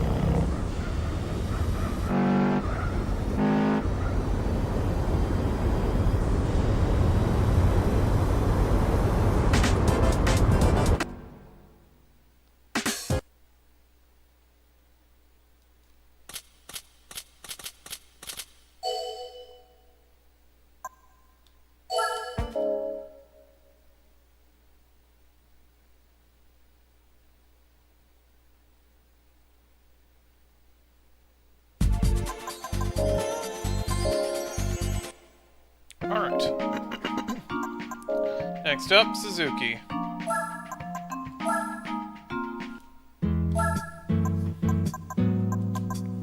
Alright, first race is the Suzuki K-Car Cup. I could use the Cappuccino, but I could also use one of these. You know what? Let's use this Elzo.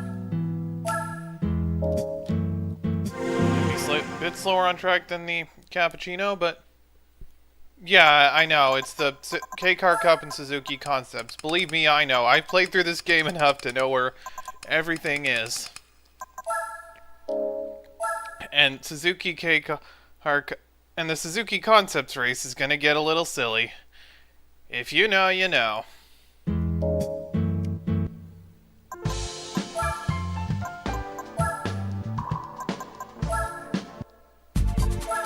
Oh wait, wrong one. So wait, so in the vanilla game, you win the Concept S2, which you need for this, from this. So why is this one require a B license and this one doesn't require a license? Seems a little backwards, don't you think? Anyway, let's see if how well this thing can do with stock power. I'm mainly worried about the Cappuccino, especially at Tsukuba, but I'm sure the other cars won't be much of a big... oh, we got two of them.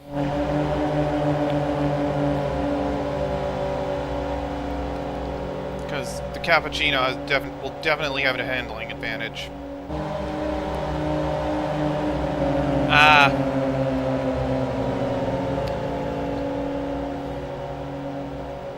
I know. I never 100%ed this back in the day because of the endurance races, but I know my way around the rest of this, around this game quite well because I am a seasoned player of this.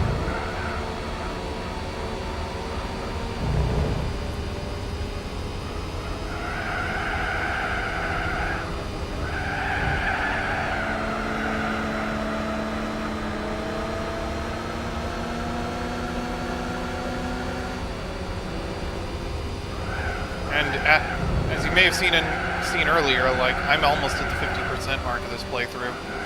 Like I've done all the licenses, driving missions, beginner, professional, special condition, Japanese events. Now I'm working on the Japanese one makes, and I plan to finish those today, along with the one Korean one make that's available. The next time I play, I plan to run through the... yeah, that's true. It's especially true with the endurance races, like. With some of them, I think they got a bit overambitious. Especially considering lack of day-night cycles, and you can't save in the middle of the race like you can on GT5.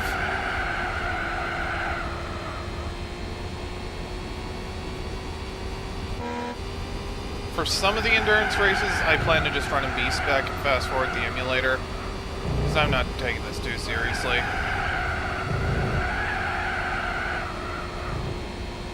The longest endurance race I plan to run legit is possibly the Fuji 1000K. Anything longer than that, including Suzuka, I plan to just run it on B-Spec and fast forward the emulator. Like, you can fast forward B-Spec up to 3 times in game, and then I can fast forward the emulator as much as 500% safely, which means I can easily finish the race in less than 1/15 of the actual length.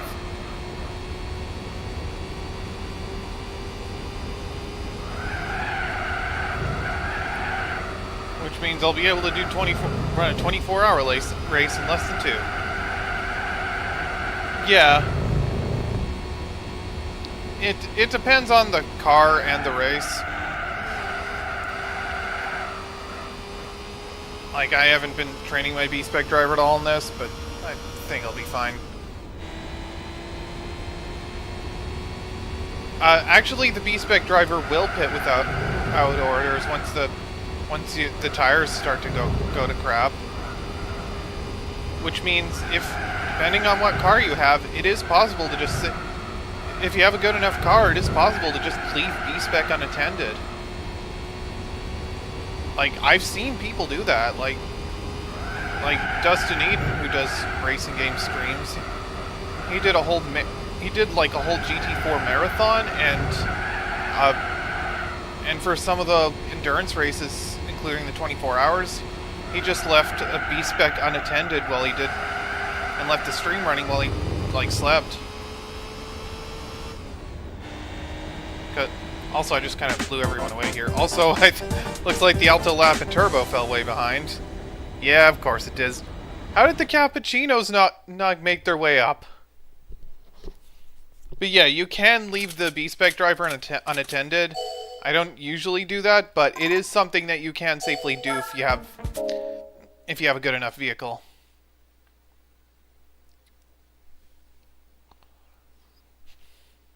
From my previous experiences, one car that I found that's really good for B-Specing endurance races is the Lotus Elan. It's a class. It doesn't have much power maxed out, like less than 200, but it's tiny. It weighs nothing, and it has amazing handling. And also in the endurance races, it's really easy on the tires and fuel. So, like, I've managed to win Laguna B-Spec in that up against cars like the S7. Anyway, Tsukuba.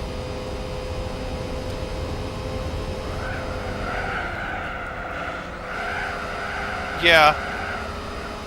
I mean, GT6 didn't even have any full-length endurance races. All you had was the 24 minutes of several tracks, like Le Mans, Spa, Nürburgring, and there was also a seasonal at Daytona. And with GT5, A-Spec and B-Spec were completely segregated, so... And there was no fast forward for B-Spec. Although at least with GT5 you could, for the 24-hour races, you could at least save in the middle of the race, which is something I wish GT4 had, but, well, I'm doing this on an emulator, so save states. Or just speed up the emulator, which I plan to do.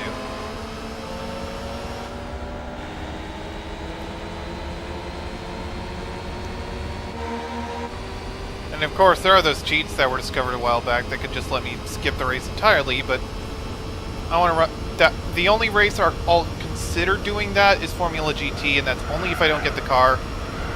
I know some people have managed to run Formula GT in a prototype, but I don't know if I actually want to do that. And of course, the Capsino is blowing everyone away here.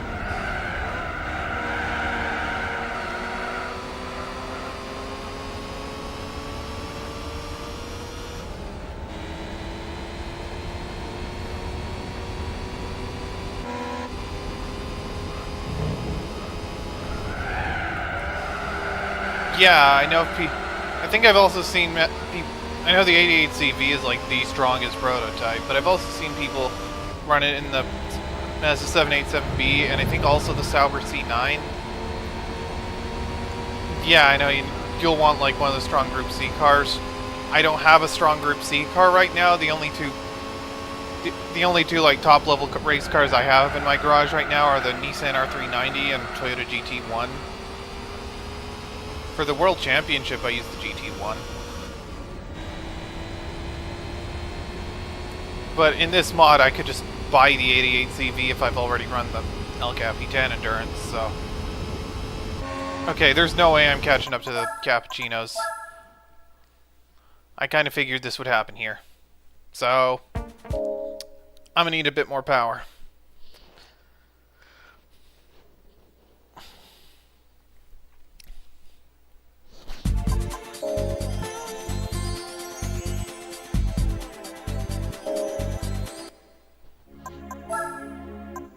Wish.com Turbo.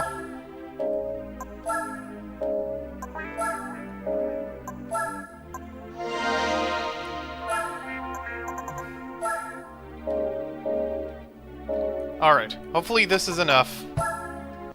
So I think that was the same image that the GT2 Suzuki dealer used.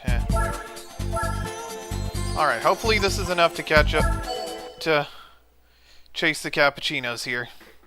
The coffee cars, which is never actually used for any of the coffee breaks in this game. It is used for one of them in GT4 Prologue, though.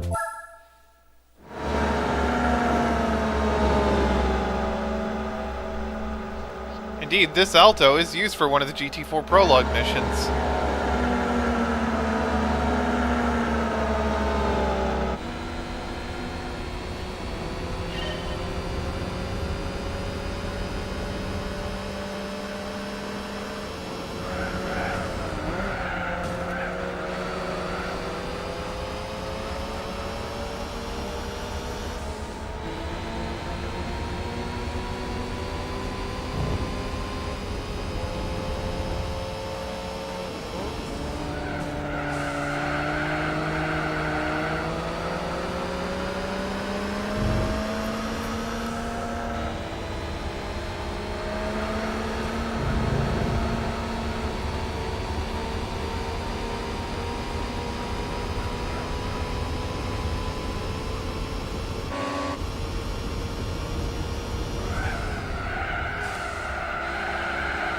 Alright, I'll be fine.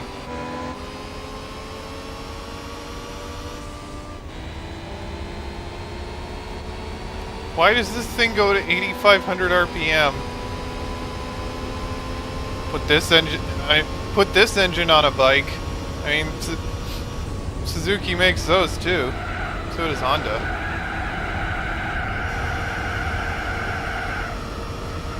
I mean, if I could play Tourist Trophy and ride a Hayabusa here if I wanted to.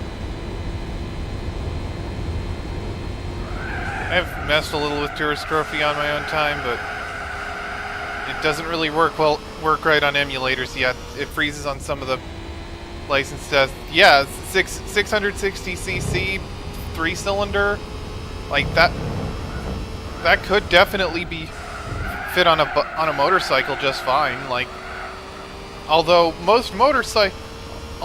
it's a turbo, and you don't really see that turbos on motorcycles as often. Has Suzuki ever made a motorcycle with a turbo? Nope. I know Kawasaki has made some supercharged motorcycles, and Honda in the 80s had the CX500 and CX650 turbo.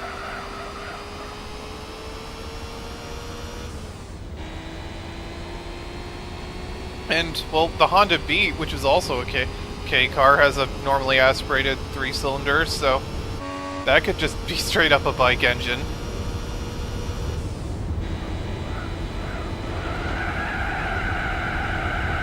Yeah, I know. I saw on the PCSX2 wiki. I just haven't been bothered to figure it out.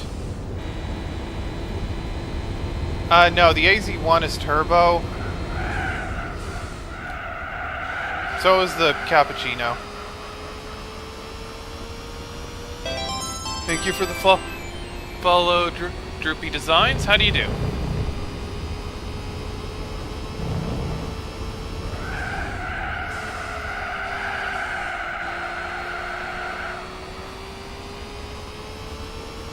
I'm good, how are you?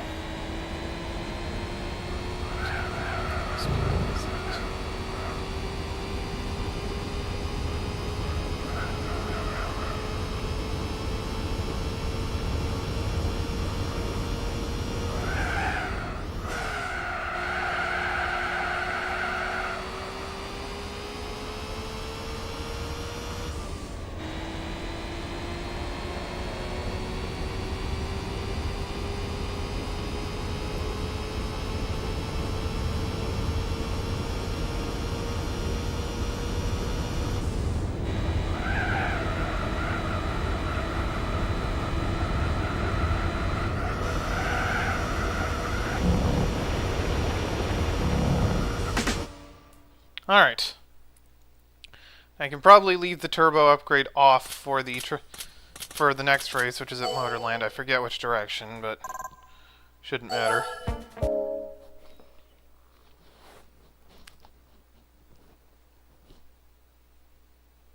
Oh, nice. Are you playing it with... Okay, so it's the normal direction. Are you playing it with the randomizer? Because the randomizer definitely makes it a lot more fun because you won't know what prize vehicle you get. Okay, gonna take off the turbo.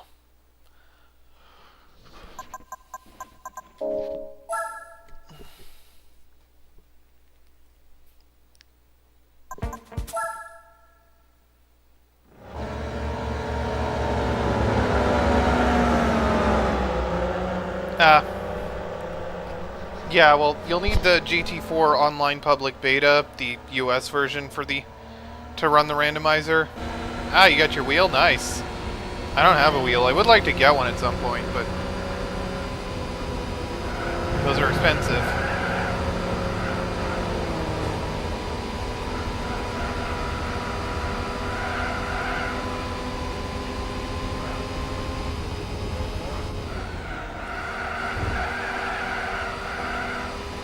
Yeah, and well, GT4 with a direct drive. I just never used a wheel before.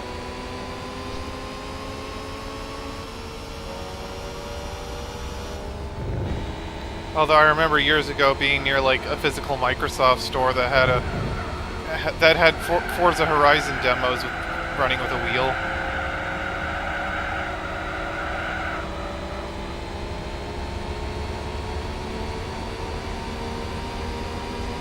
Oh, the Suzuki Wagon RRR, rated R.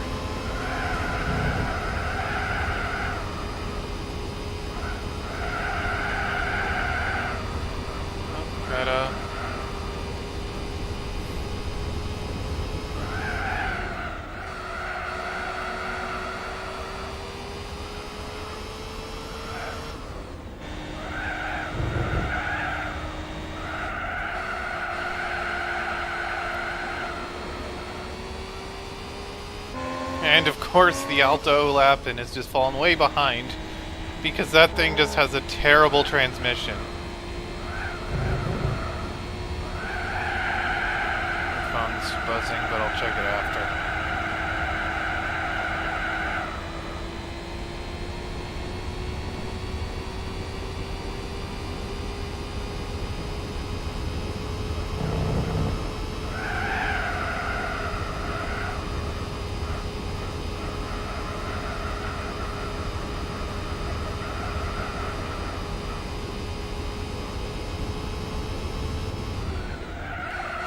Yeah, I wouldn't know any of that because I don't have a wheel.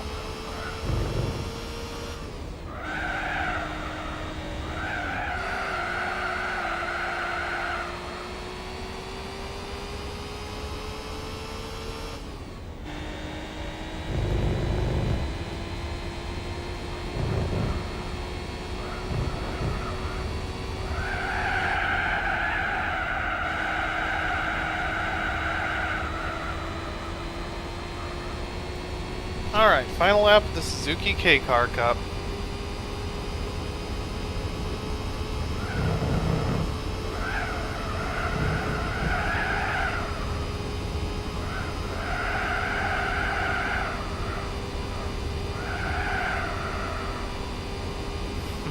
Rip in pieces Alto Lapin. Could have used that, but no.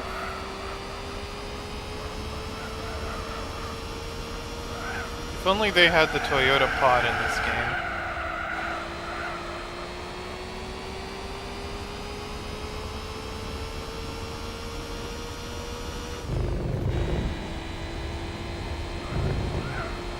Yeah, I imagine that takes a bit of work. It's cool that you can get the wheel to work on the emulator. Alright, that's it for the Suzuki K-Cup.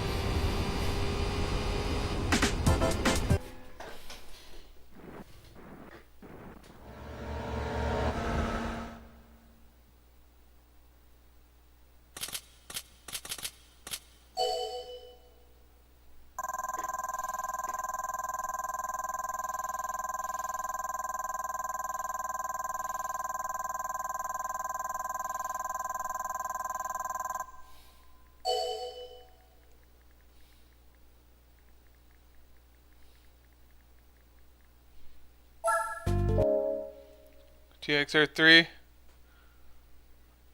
I've never tried any of the TXR games, so. Alright, what do we win? Oh, hey! Nice! The Magnificent 7. Well, not really, but I don't have a use for this thing, but classic car. And I didn't have to do any driving missions for it. Alright, now for the Suzuki concepts. I don't have the vehicle for it, so I gotta buy it, which is something the Randomizer lets you do now, because it's never clear if you'll be able to win it. So, this race is limited to 2 vehicles, the Concept S2 or the GSX. In the vanilla game, and oftentimes in the Randomizer, unless you win the GSX from elsewhere, you're stuck with the S2, but the GSX is way faster because... Oops. Didn't mean to exit out of there. Because... Okay, this thing weighs around 1,000 kilos, I think. And this thing weighs less than that. This has the Hayabusa engine in it.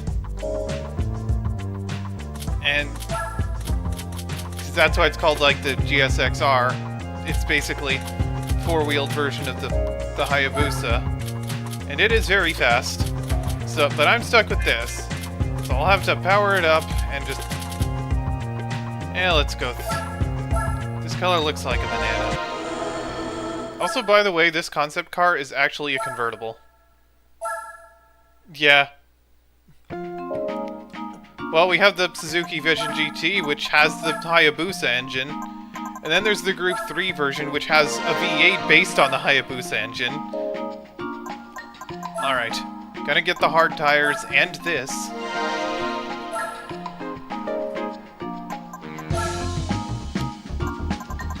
And I'm also gonna get this. And hopefully it's enough.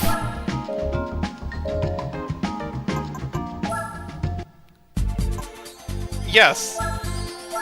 The Group 3 version of the Suzuki Vision GT, it has a twin-turbo 2.7-liter V8 that's just 2 Hayabusa engines glued together, because the regular version of the Suzuki VGT is a hybrid that's powered by the Hayabusa engine. Anyway, we got 4 of them this time. Would be cool to have the GSX back though. Especially if you could put the engine in the Cappuccino, because that... People do put... Since there do actually exist Hayabusa swapped Cappuccinos, except the game already has an engine swap for the Cappuccino, because you can put the 13D in it. Oh wait, I forgot the aids. I mean, a GT4 retuned is supposed to have engine swaps as engine swapped variants as separate models. I hope, considering that you have the GSX in here, it would be cool to have a Hayabusa swapped Cappuccino. Or a Caterham 7, since people have actually put Hayabusa engines in those.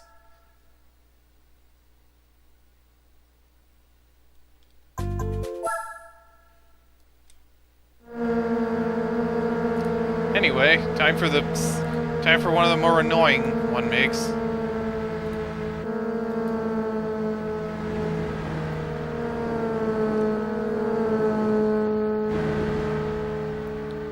But either way, the GSX is a great car in this game.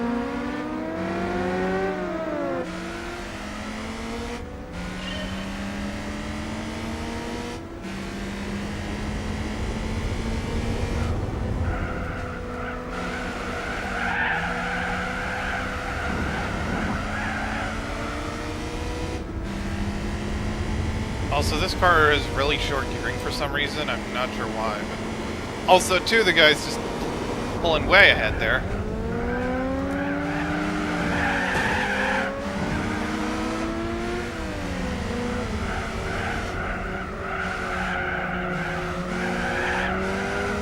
And this is why I got slicks. It's pretty much the same reason I'm stuck in a... why I went with slicks against the NSX in the Type R meeting. Because I'm stuck with a front-wheel drive car against a far quicker mid-engine vehicle.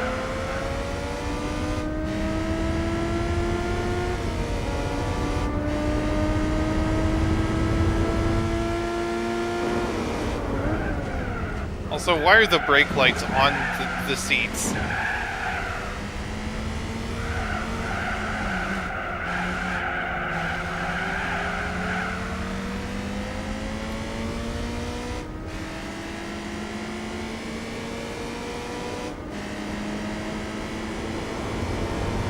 Cost cutting on electrical wiring?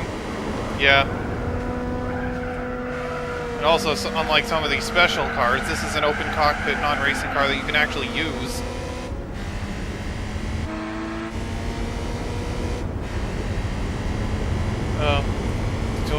Twingo, yeah. I like the Twingo, but sadly we don't have them here. Because all the mainstream French brands pulled out of the North American market years ago. Like, I especially like the 3rd gen Twingo because it's rear engine. Anyways, I got the lead now.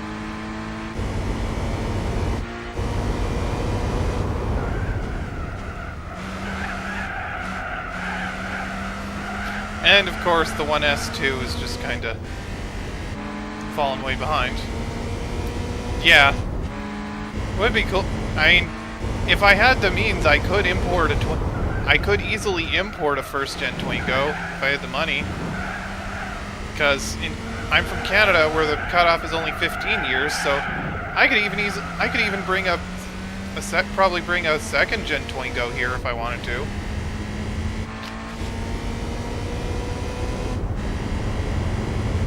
Just we don't have any French cars here, and also small city cars yeah, and also small city cars in general are just not really much of a thing here. We did used to get the Smart 4.2 though, which is an interesting vehicle, but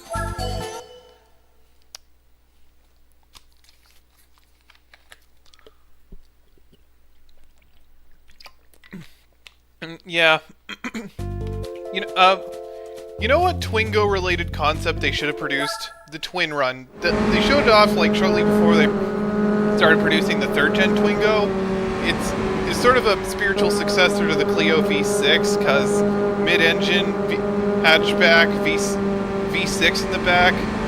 I don't know what V6, but apparently it has around 320 horsepower. I'm assuming it's one of the it's a VQ engine.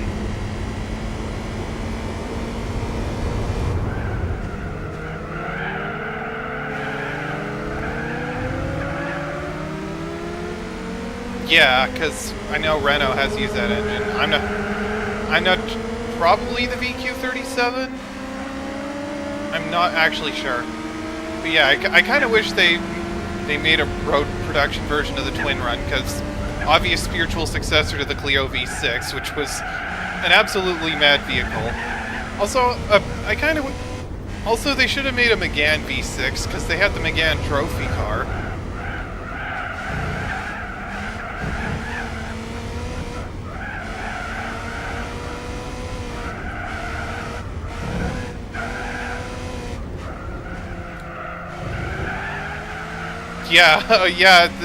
Yeah, the Twingo is smaller than the Clio, because the Clio is a subcompact. The Twingo is a subcompact, because it's a city car.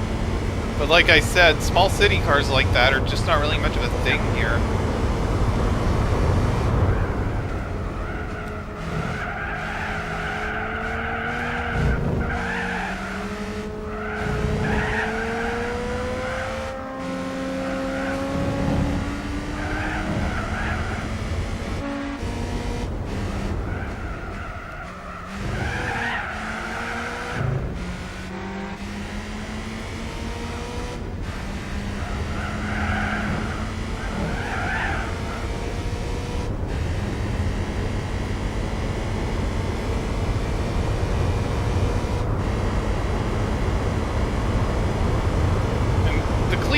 V6 was just an absolutely wild vehicle.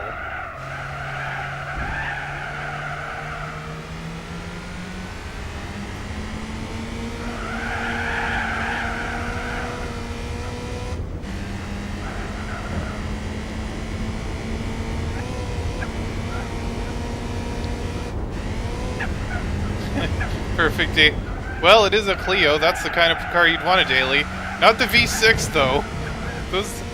The Clio V6 is notoriously difficult to drive. Like, I've heard it has a ridiculously wide turning radius and also a high center of mass, which is the last thing you want in a mid-engine car, because it's it's based on a platform that obviously was not meant to have had a V6 shoved in the back of it.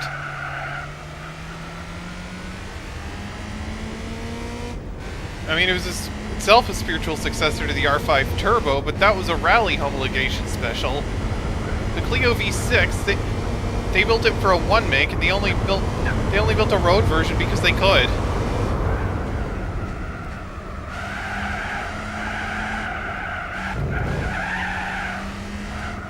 And also, and although it wasn't from Renault themselves, there actually exists a V8 Twingo.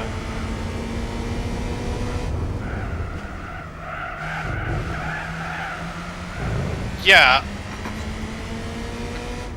Like, the Clio V6 seems like a kind of... Like, they sold like a few thousand of them, I think. Let me look it up, because... A vehicle like the Clio V6, like, that's something you'd only maybe expect them to build a few... Let's see, they built 1,631 of the Phase 1 and then 1,309 for Phase 2, so yeah. They built almost 3,000 of them, which is surprising considering that it's not a...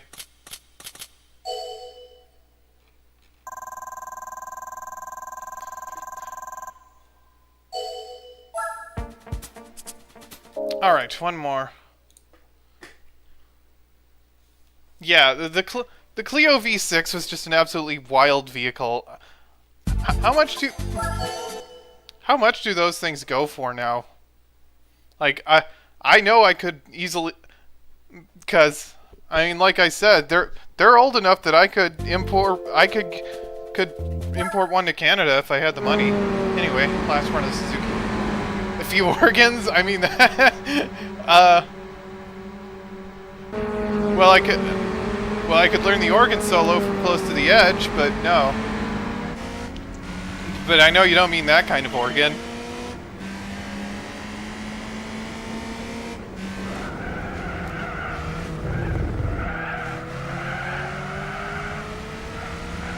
Yeah, I mean, it's not surprising a vehicle like the Clio... I mean, unrelated note of crazy hot hatches, how much does the Beetle RSI go for? Because that thing is even rare. That thing is even much more rare than the Clio V6, and that thing was like 80 grand when it was new. Something crazy like that. You know what? I'm gonna look that up too.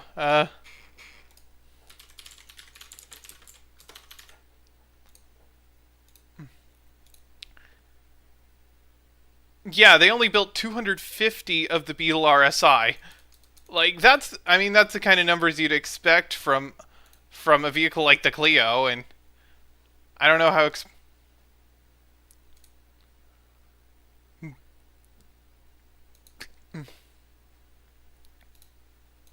I don't know how expensive it was, but I imagine they go for... is that in euros, or... For the... Is that 54... So is that 54,000 euros for a Clio V6?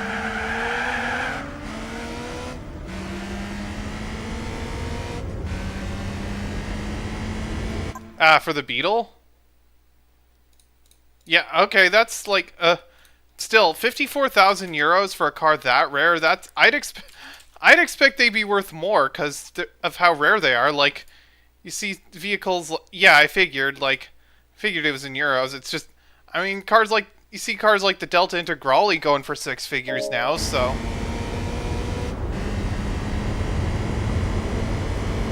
I'm surprised the Beetle RSI doesn't go for more. But then again, the Delta Integrale is a rally legend. The Beetle RSI is not. They just built that because I don't know, I guess someone got a crazy idea. Hey, at least they were putting it to good use. I mean, crazy powertrain aside, the Beetle RSI is still a Beetle, so that's the kind of vehicle you'd want a daily anyway. And the Beetle RSI still had like the rear seats intact, unlike the Clio, so it's probably a bit more practical than the Clio V6, because the Beetle RSI was front engine. And it was the VR6 engine, which means they could actually cram a 6 up there.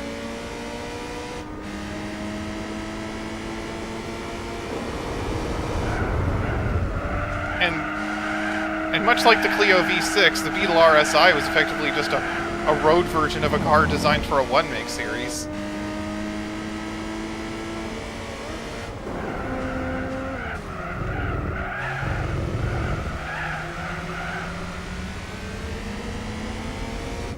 Yeah.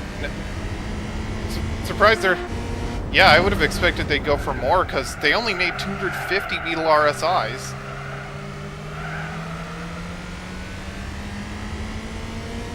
I mean, 54,000 euros is a lot, but yeah, I wonder how much does the Clio V6 go for, because the Clio V6 is not all that rare compared to the Beetle RSI, but the Clio V6 is just a much madder vehicle.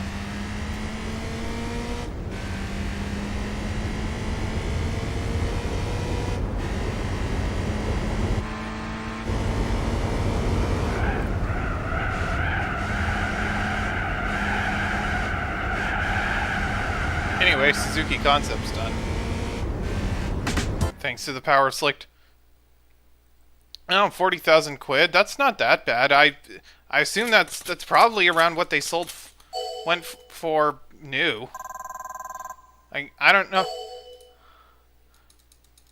Okay, so apparently the Phase 2 Clio V6 in British pounds was 27,000 quid, but that's probably unadjusted for inflation, so 40,000 quid. I mean, that seems like the vehicle's held its value, which is not surprising. Oh, heck. Alright, we got the other Celica GT4.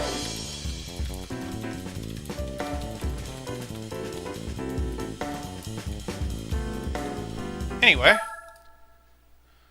Yeah, I mean, still 40,000 quid, that's if you adjust for inflation, that's probably what close to the original MSRP anyway. I mean, I'm not surprised a vehicle like that would hold its value, but I kind of figured it would be worth more now. Next car, oh wait, so next up we got Toyota. I mean, I don't even have my driver's license, so next up we got the Altezza race, which is kind of silly because in the American version, with the exception of the Altezza touring car, all of them are listed under Lexus, even the Japanese market ones. Same thing happens with the Aristo/GS and the SC/Soarer. Like, the IS200 Japanese model, this one's actually the Altezza RS200, because Lexus didn't even exist in Japan yet at this point. And also, this variant of the IS, this is actually from, I think, a Korean racing series, because this car was originally... It's actually counted as a Korean car in arcade mode, unlike the rest of Lexus.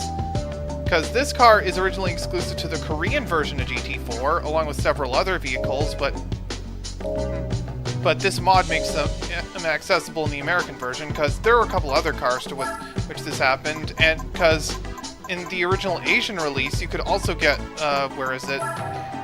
You could also get the Classic Mini. I mean, it's a later model, like 1998, because they actually produced the Classic Mini up to 2000, but this car was not in the American version of the game originally. It was only in the Asian release. For some reason.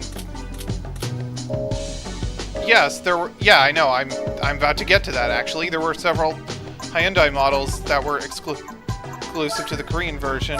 I did some... Like, I've done some poking around on the Korean version. Like, this car was in the overseas release. Anyway, I believe in the Korean version, this is the prize for the Spider and Roadster series. Well, the Chrysler Prowler, like, it was not a Plymouth anymore by that point, is the prize in the overseas release, but you can't actually race the Prowler. And then also you have the Hyundai Click race car, also sold elsewhere as the Getz, but we didn't get the Getz.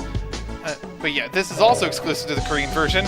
And yes, you could buy it as your starter and be left with zero money. Literally zero. And also, for some reason, this car is apparently not eligible for the Hyundai one make. I don't know why. But, and also, this car did return in GT6. Oh, that's...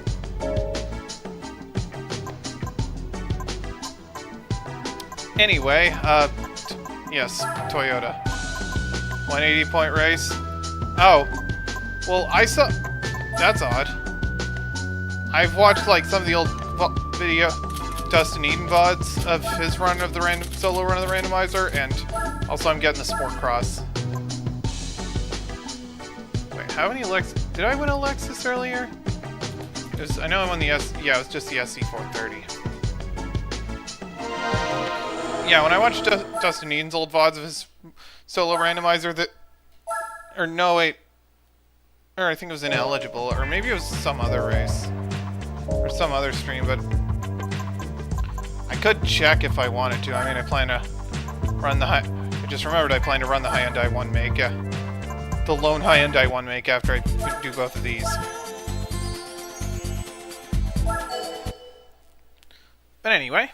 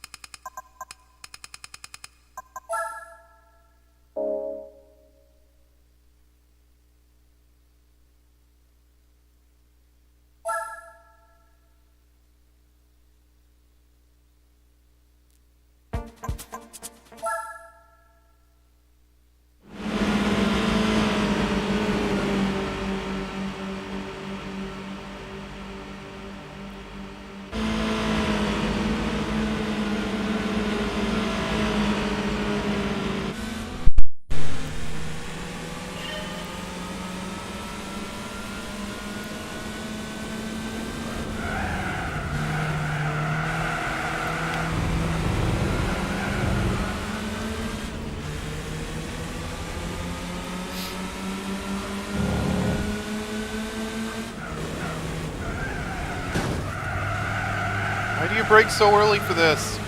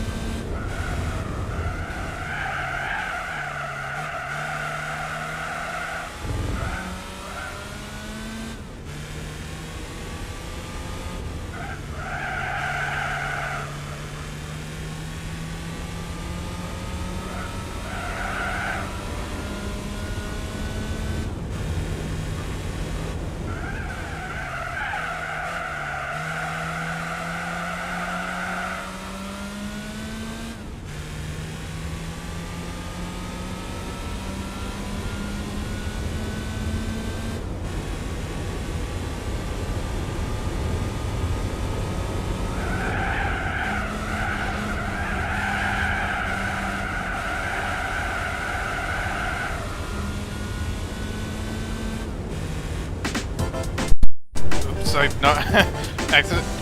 Tried to reach for my phone and knock my bottle down. Oh well.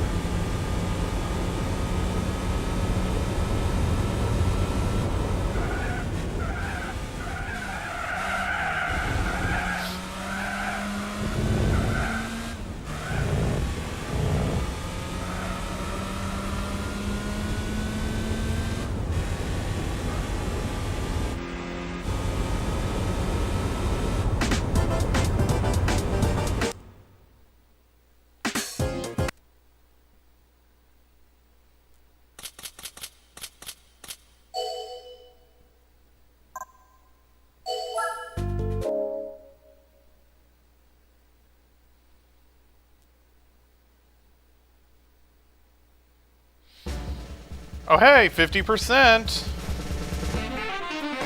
Oh, okay. Well, that's kinda mid. But anyways, we're halfway there.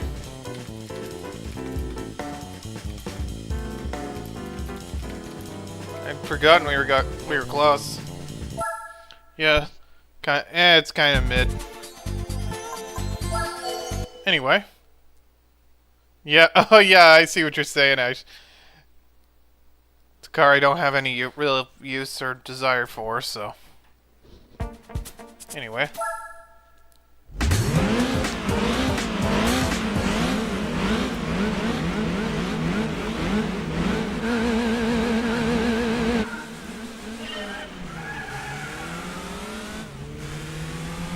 Enough fork licking, let's get to racing.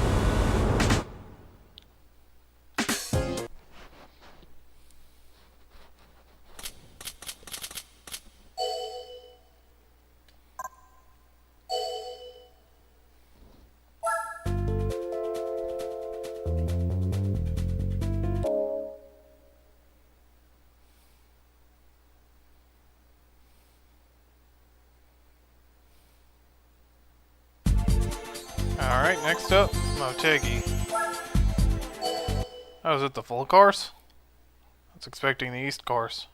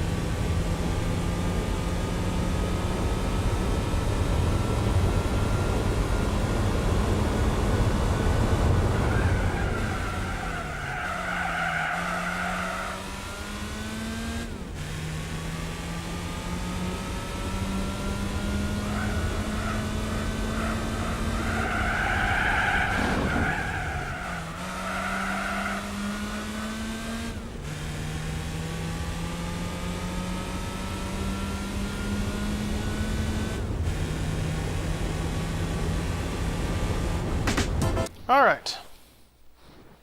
One more to go for the Altezza race.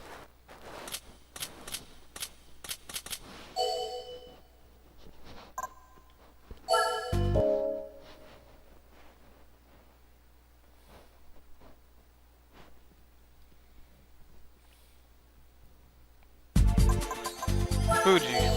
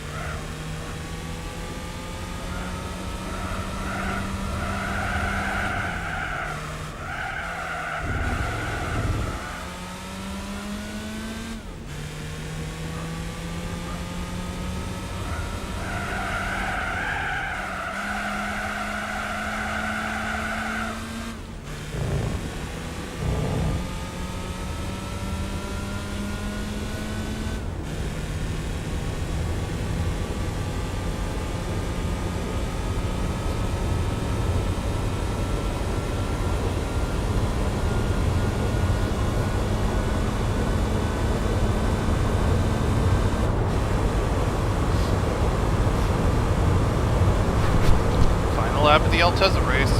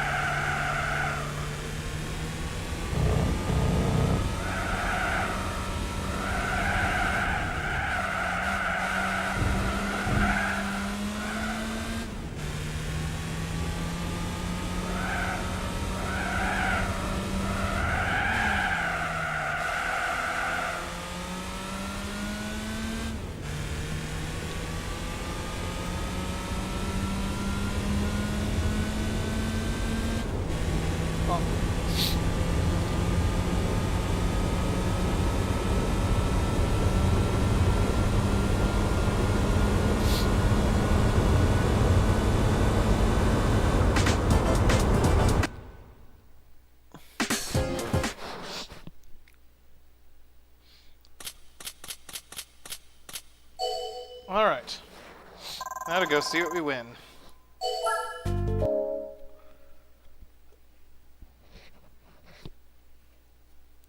Better be something cursed. Although something good would be nice as well. And it's just kind of is. Opera 350Z. I don't need another Z car, so...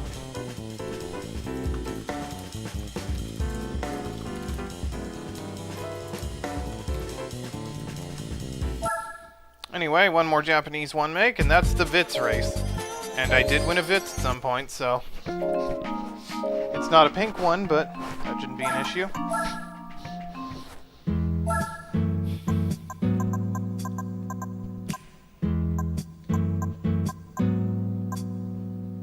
Yep, here it is, the Vitz F. The slowest of the Vitzes. Definitely need to mod this thing a bit. The fastest one is the RS Turbo with like 140 horsepower. But I think I know I can get by with like 120, so...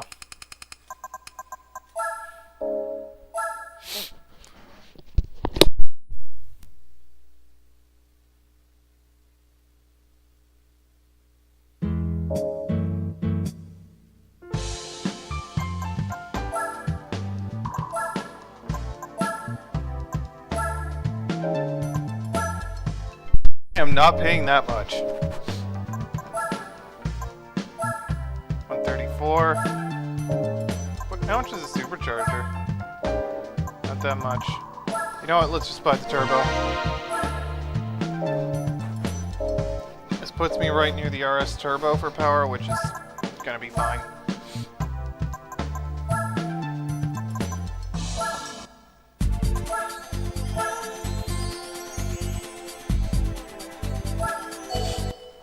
Alright.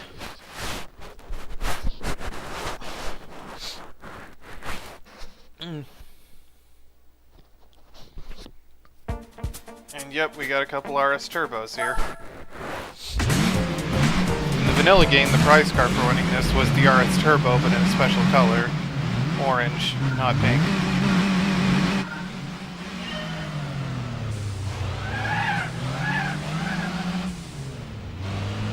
Also, we got Gran Turismo 2B license type beat here.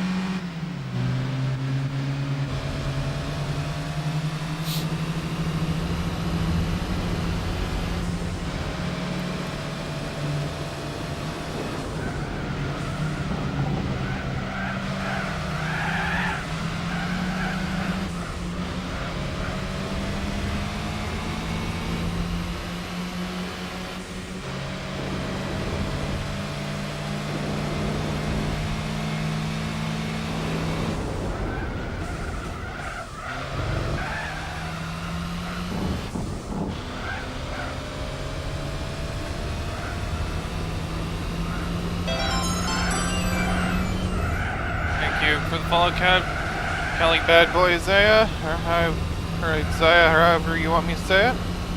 How do you do?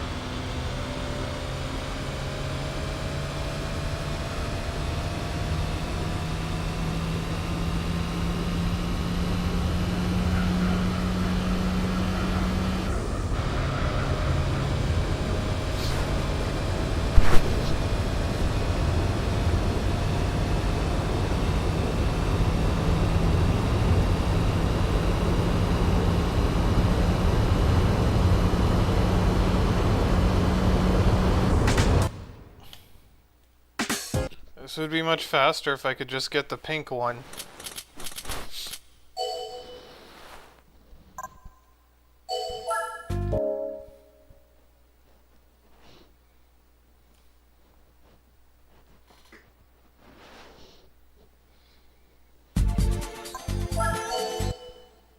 Alright, Suzuka West.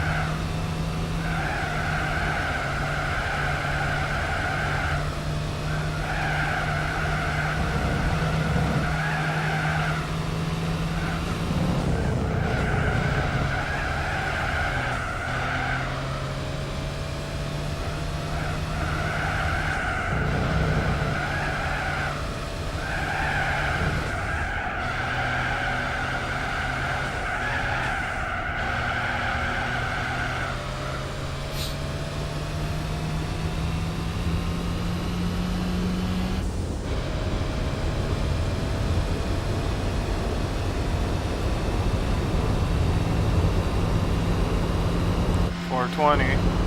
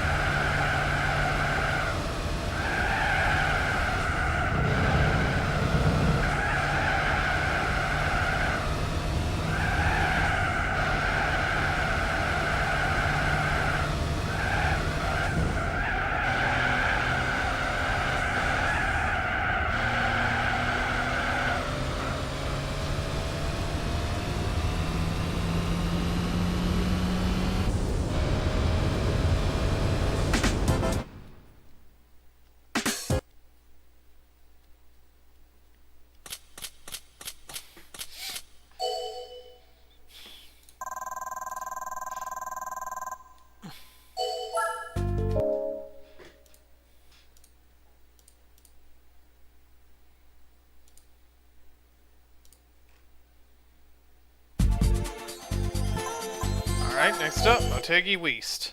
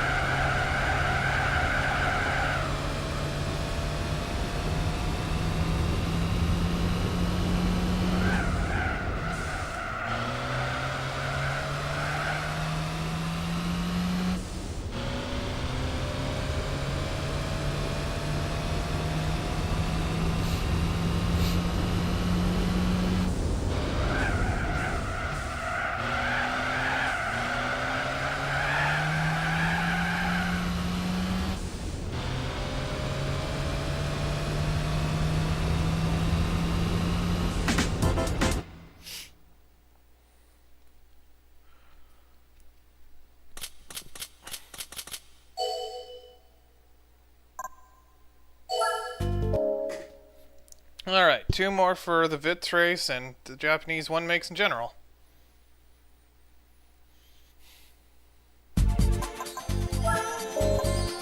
Hey, well, Autumn Ring normal.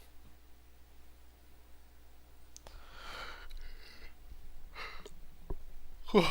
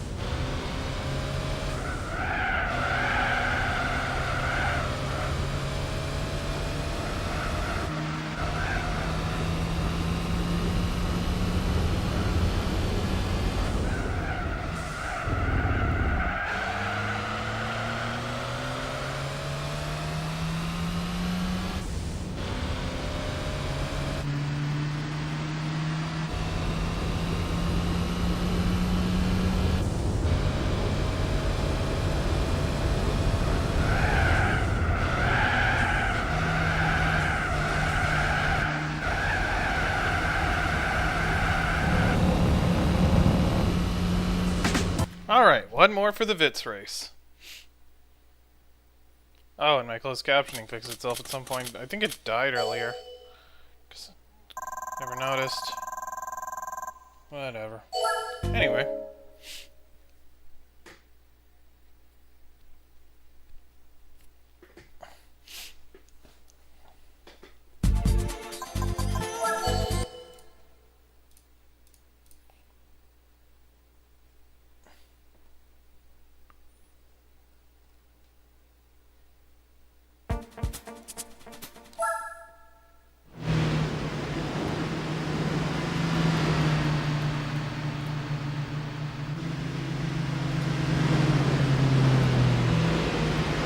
Alright.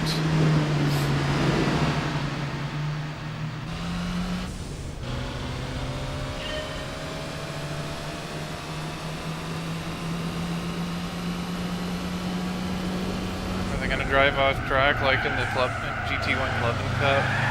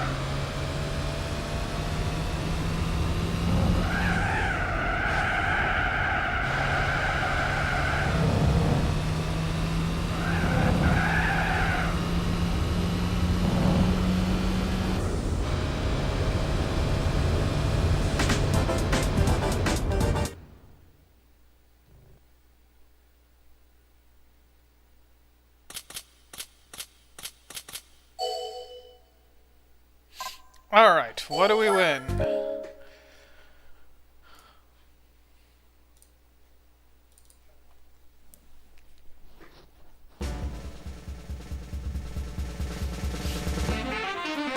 Oh, it's just the regular Clio.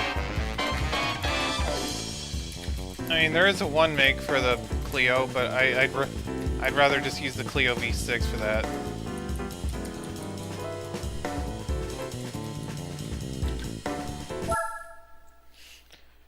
Anyway, this is just one more I'm gonna do today, and that's the lone Korean one make. Might as well just tack this onto here, since Acura, Tomicara, and Autobacks don't have anything. So, the lone Korean one make is in Hyundai. And oh wait, I can't use the click here. Never mind. For some reason, I thought it was ineligible. And I do have the HCD6, but you know what? And all of the opponents there are the Tebron GT, at least in the American version of the game. I don't know if the Korean version changes that. But you know what? I'm gonna do something a little different. I'm gonna buy this and yes, this is counted as a racing vehicle, but it has... But most of the racing vehicles don't have color names, except for this and the Subaru Impreza rally cars.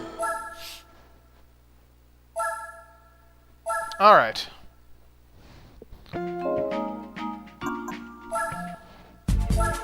Oh, there aren't any tire restrictions, because this thing does actually come with slick tires out of the box.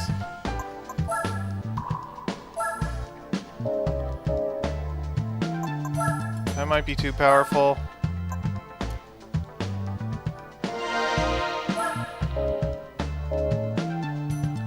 Benchmarking this against the Tibron Turbulence, which is otherwise the slowest option. And that can win this stock, so...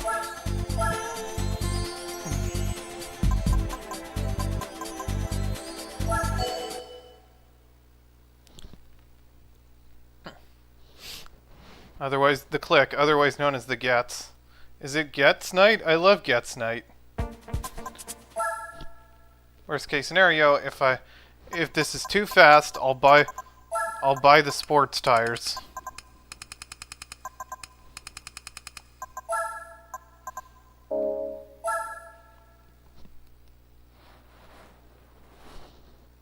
Even if it's not very fast, this is an interesting vehicle to have in this.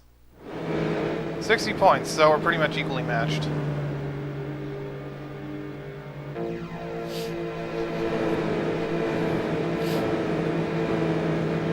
Depending on how well I do here, I'll might switch to sports tires for the other ones.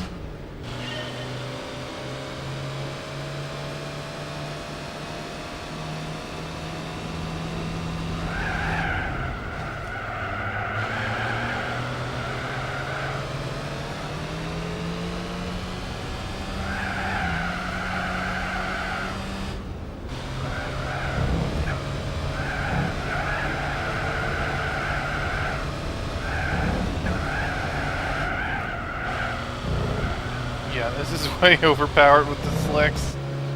Not surprised. The Hyundai Slick. I mean, it's a Type R, so it's basically a Honda. It even has an H on the bed. It even has an H on the front. There, it's basically a Civic.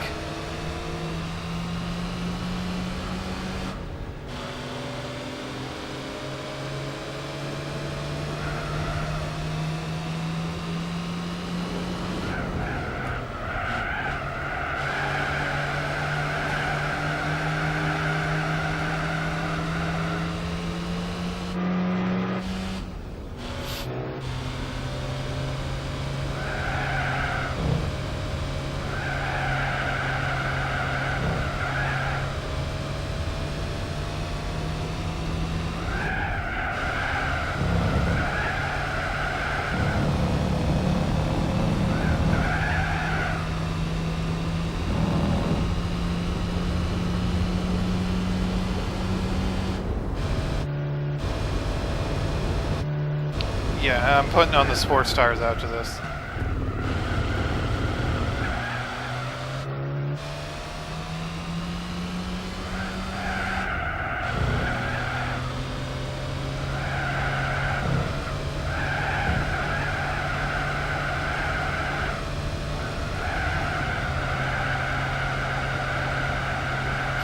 Should have bought this as a starter and ended up with 0 money.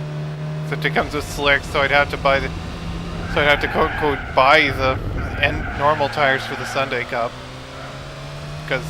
But at least those tires are free. For just 2 easy payments of free. That's right, free!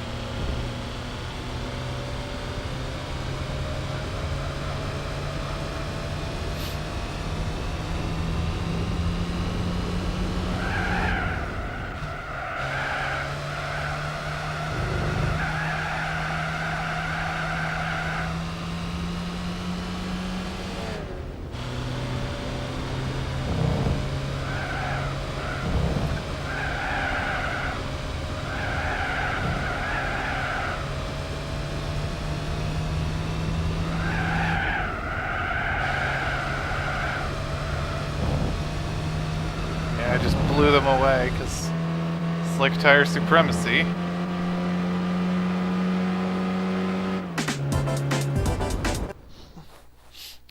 How's the gets? Well, it it gets up and goes.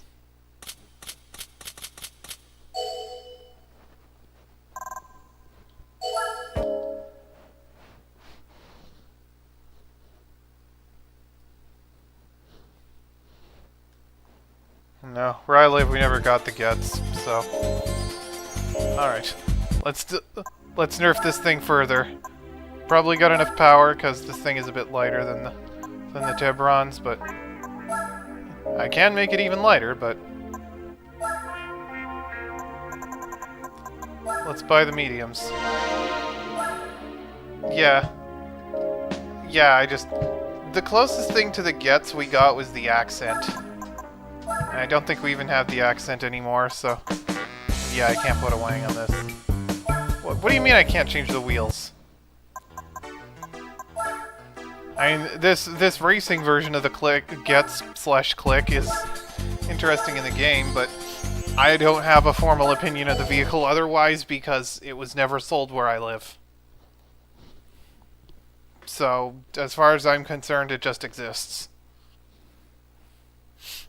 Alright, Hong Kong.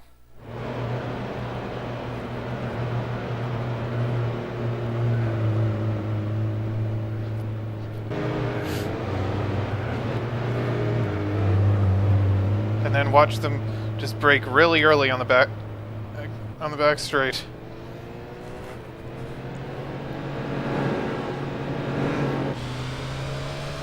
Yeah, I don't have much of an opinion on Hyundai.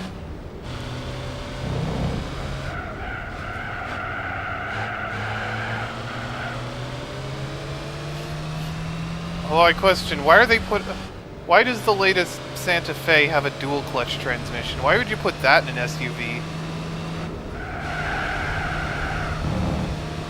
Like, sure, in a sporty vehicle like the Elantra N, sure, but why in a big SUV like the Santa Fe? That seems like an odd choice for a dual clutch transmission. Yeah, like even Porsche doesn't do that. I mean, they did with the smaller Macan, but that's basically just a hot hatch But that car is just a hot hatch cosplaying as an SUV. The Cayenne has a regular automatic.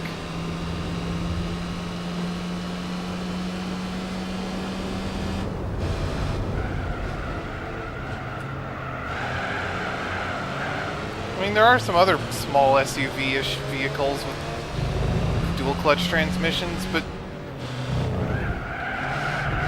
why the Santa Fe and the Kia Sorento? Those are like pretty normal mid-size SUVs. Why would you put a dual clutch in that? I mean, yeah, the Santa Fe and the Kia Sorento, which also has a dual clutch for the turbo, those are more mid-size.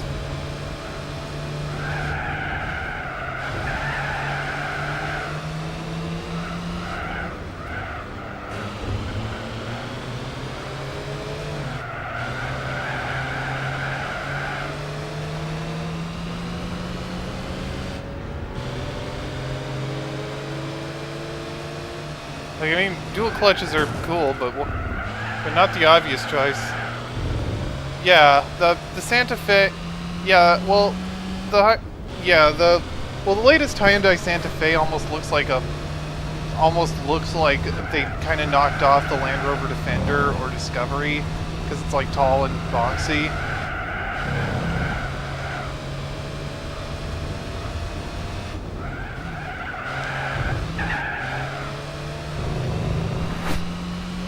And it comes with I think a 2.5 liter turbo 4, which they've been using in a bunch of things, and that engine in various things, because it's also used in like the Sonata and the Santa Cruz and the Kia Sorento. That engine is equipped with an 8-speed dual clutch, because why would you put that in an SUV?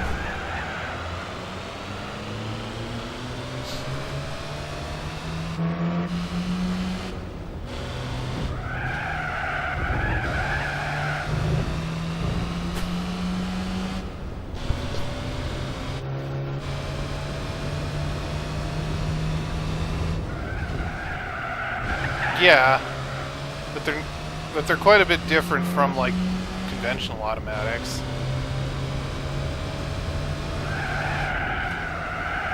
They're like a dual clutch is basically two conjoined manual transmissions, except it's an automatic.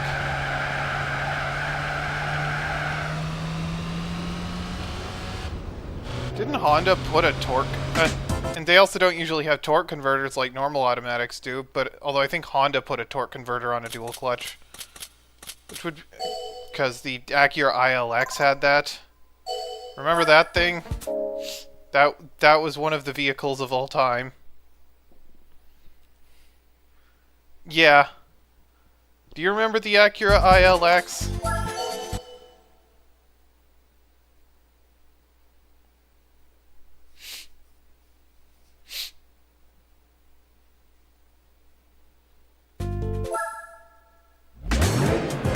It was based on the Civic, Lev.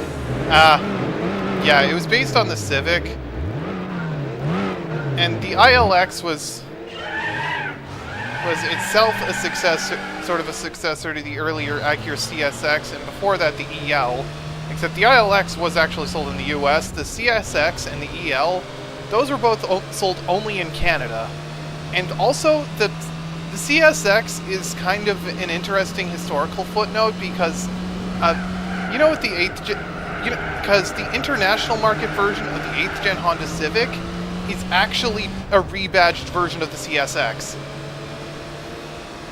Because the North American market 8th gen Civic, it looked different, and then the Acura CSX, based on the same platform, was designed exclusively for the Canadian market, and was itself a successor to the earlier Civic-based EL, itself a successor to the earlier four-door Integras,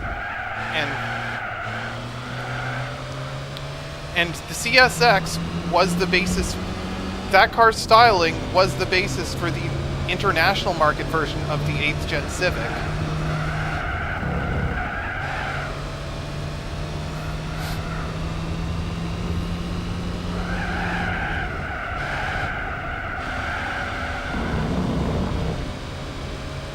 Yeah, only the sedan. We only got the 8th gen Civic. Yeah, it was only the sedan. We never got we didn't get the Civic as a hatchback again until like the 2010s. Like, I think we got the 7th gen Civic as a hatch, but the 8th gen Civic came only as a notchback, either a 2-door or a 4-door.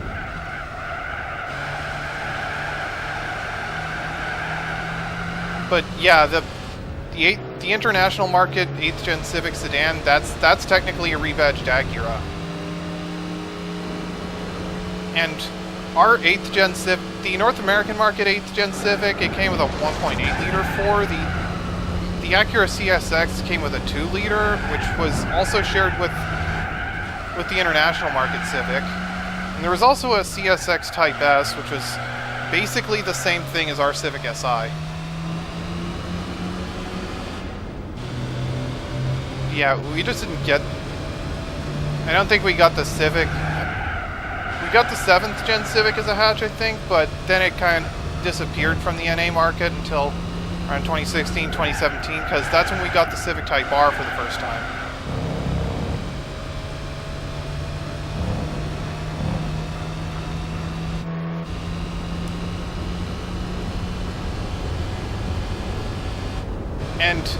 And the Acura ILX, which replaced the CSX, yeah. And the ILX was replaced the CSX, that was a car. And then the ILX was replaced by the Integra, so they basically went full circle. And of course, the Integra sold elsewhere as a Honda, but over here it sold as an Acura. Same thing happened with the NSX, because, yeah, Acura is meant to be a more upmarket brand.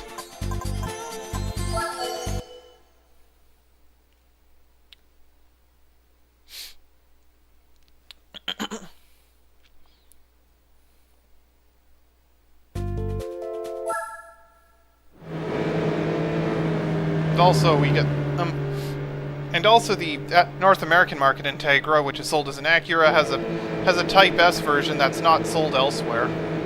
It's basically just the same as our Civic. It's basically the same as the Civic Type R, though. Same powertrain.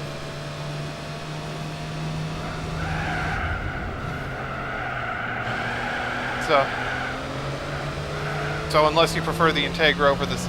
Yeah, so unless you prefer the Integra over the Civic for whatever reason, you're not really missing out on much.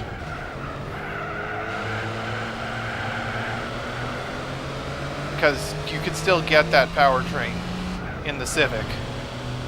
I just find it, like, amusing that Honda now has a Civic with more power than the original NSX. Like, that's how far we've come.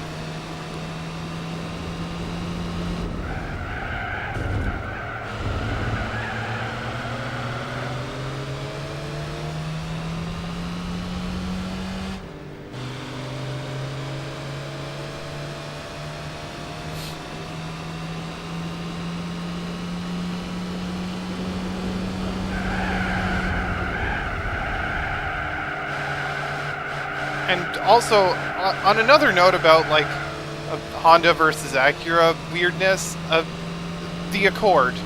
We got the, I think, the 7th and 8th gen versions of the European Honda Accord as the Acura TSX, alongside our own Accord, because the North American Accord is larger than the old European/Japanese Accord, and I think they only make the American Accord now anyway. But yeah, so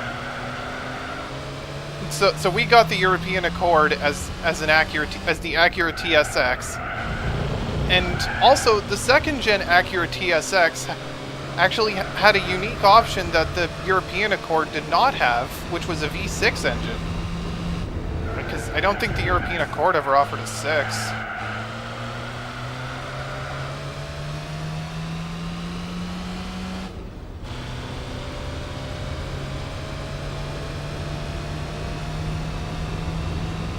Yeah, I know it was only with a 4, and the first gen TSX, which I believe it was the 7th gen European Accord, that came only with a 4, but the second gen TSX had the option of a V6 engine.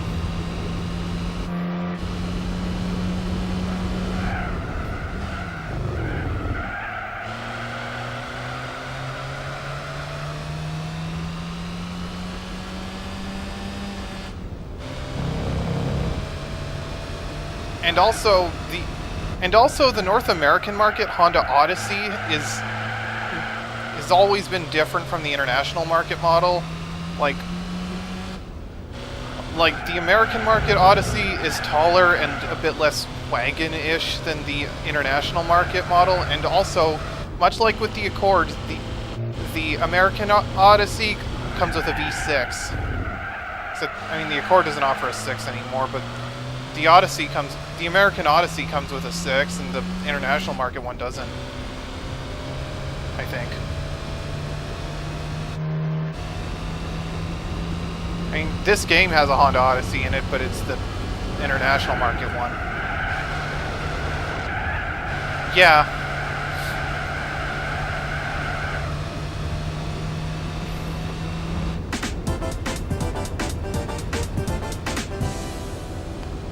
Alright, one more for the Hyundai Festival. Yeah. But yeah, the American market Odyssey is completely different from the Odyssey sold elsewhere.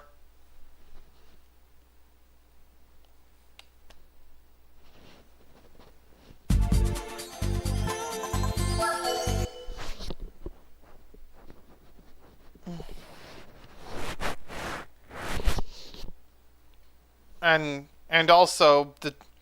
also we don't have the Toyota Hilux here. We have the Tacoma instead.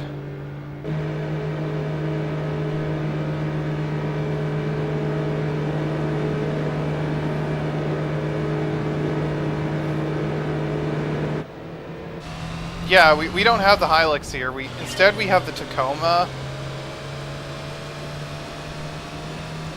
And we also have the Tundra, which is much bigger. The Tundra is made more to American is a big truck, like a big American style truck. and to compete with like the Ford F-150 and stuff like that. Oh, and also, why do they always like go away inside, hit the inside wall here? I know they sell the Tacoma elsewhere, like, or the Tundra elsewhere. I think they're trying to bring it to Australia, but that is it's primarily made for American tastes. Has the Tundra ever been sold in Europe?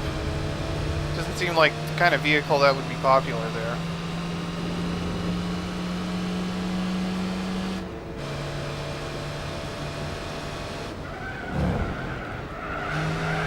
Yeah, I doubt the... I know some British people have imported, like, Ram 1500s. But... because you can get those as a gray import there, but... still, in general, I don't think that a vehicle like the Tundra would be popular in Europe. It's like... it's too big... it's big and made primarily for American tastes. But thankfully, you are missing out, and you're also missing out on the Tesla Cybertruck, thankfully.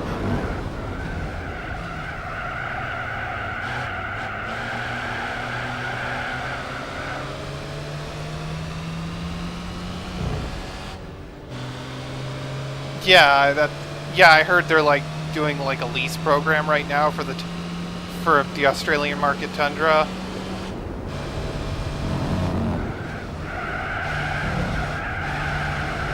Question whether a vehicle... oh, and of course... why is it slowing way down? Yeah, no... yes. Yeah, we have the Cybertruck here, but thankfully you're missing out on that one. And I assume you're also missing out on the Hummer.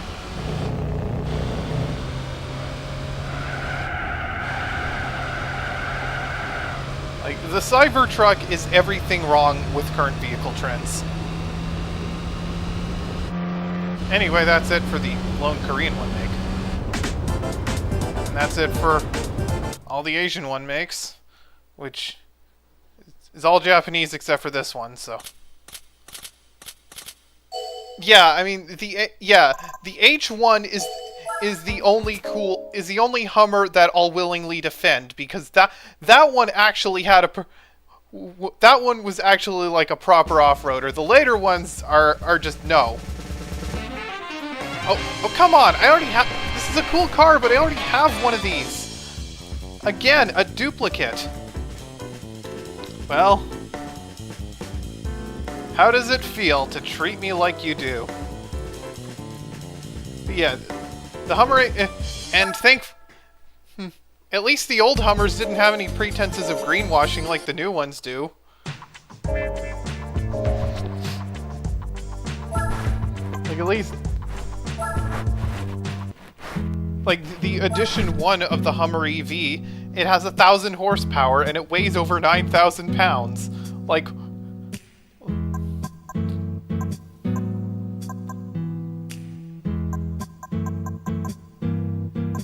anyway, you know, I might as well just...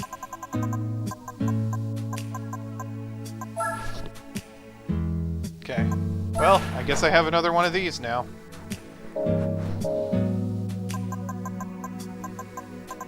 I'm curious about another thing. Yeah, exactly. But the new one is... yeah, but the latest Hummer is electric, so...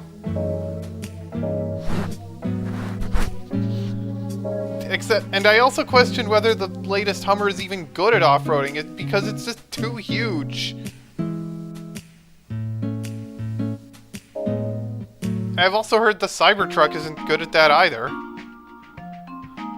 And the Cybertruck's capability as a truck is also questionable.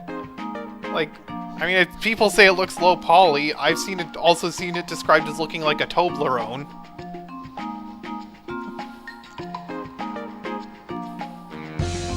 Like, who is the Cybertruck for? Yeah. I don't oppose electric vehicles in principle, it's just... I would not want one right now, because... like, yeah. Yeah. Today on Bottom Gear, I burn an electric car to a crisp while taking it off-road.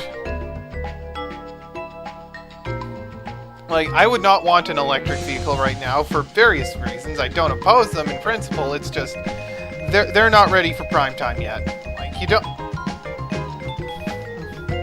Like, where I've lived, the charging infrastructure is negligible at best, and also, I used to be an apartment dweller, and of course, if you're an apartment dweller, where do you plug it in? Exactly, and also, I was a long-time apartment dweller, and if you're an apartment dweller, the question, it's the idea of plugging in your vehicle at home, the prospect of we have charging at home is not, probably isn't true.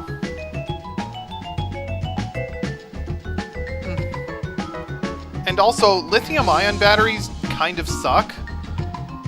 I mean, they're the best we got, they're the most practical we got right now, but they're heavy. I mean, environmental impact is kind of questionable, and they degrade over time. Like, and I've heard solid-state batteries are going to be the next big thing. Like, I think Nissan and Toyota are both working on those, but in general, I think hybrids are the better compromise right now. Like,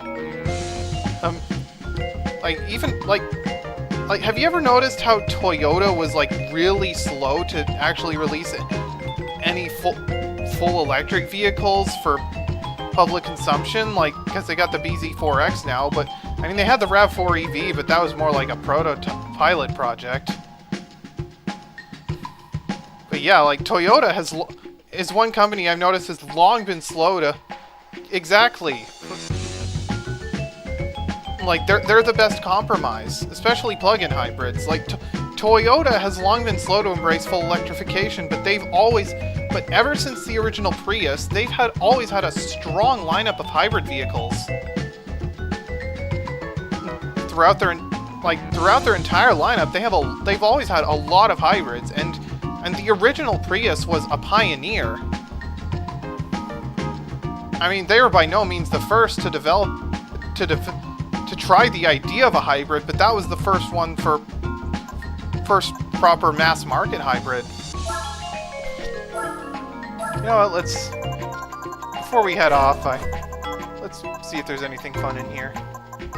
Oh hey, look, hey, look, it's the Initial D car. It's the Shigeno version.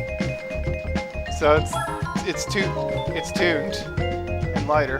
It has like 200 some horsepower.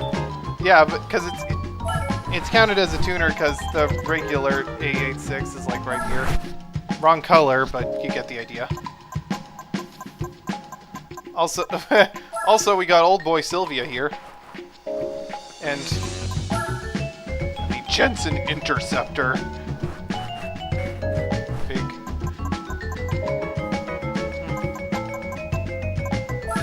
And anything fun in here?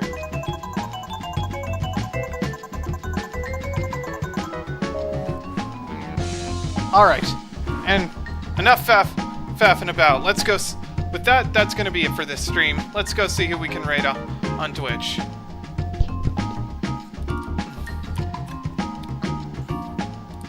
Alright, still... I see a friend live, so... Let's go.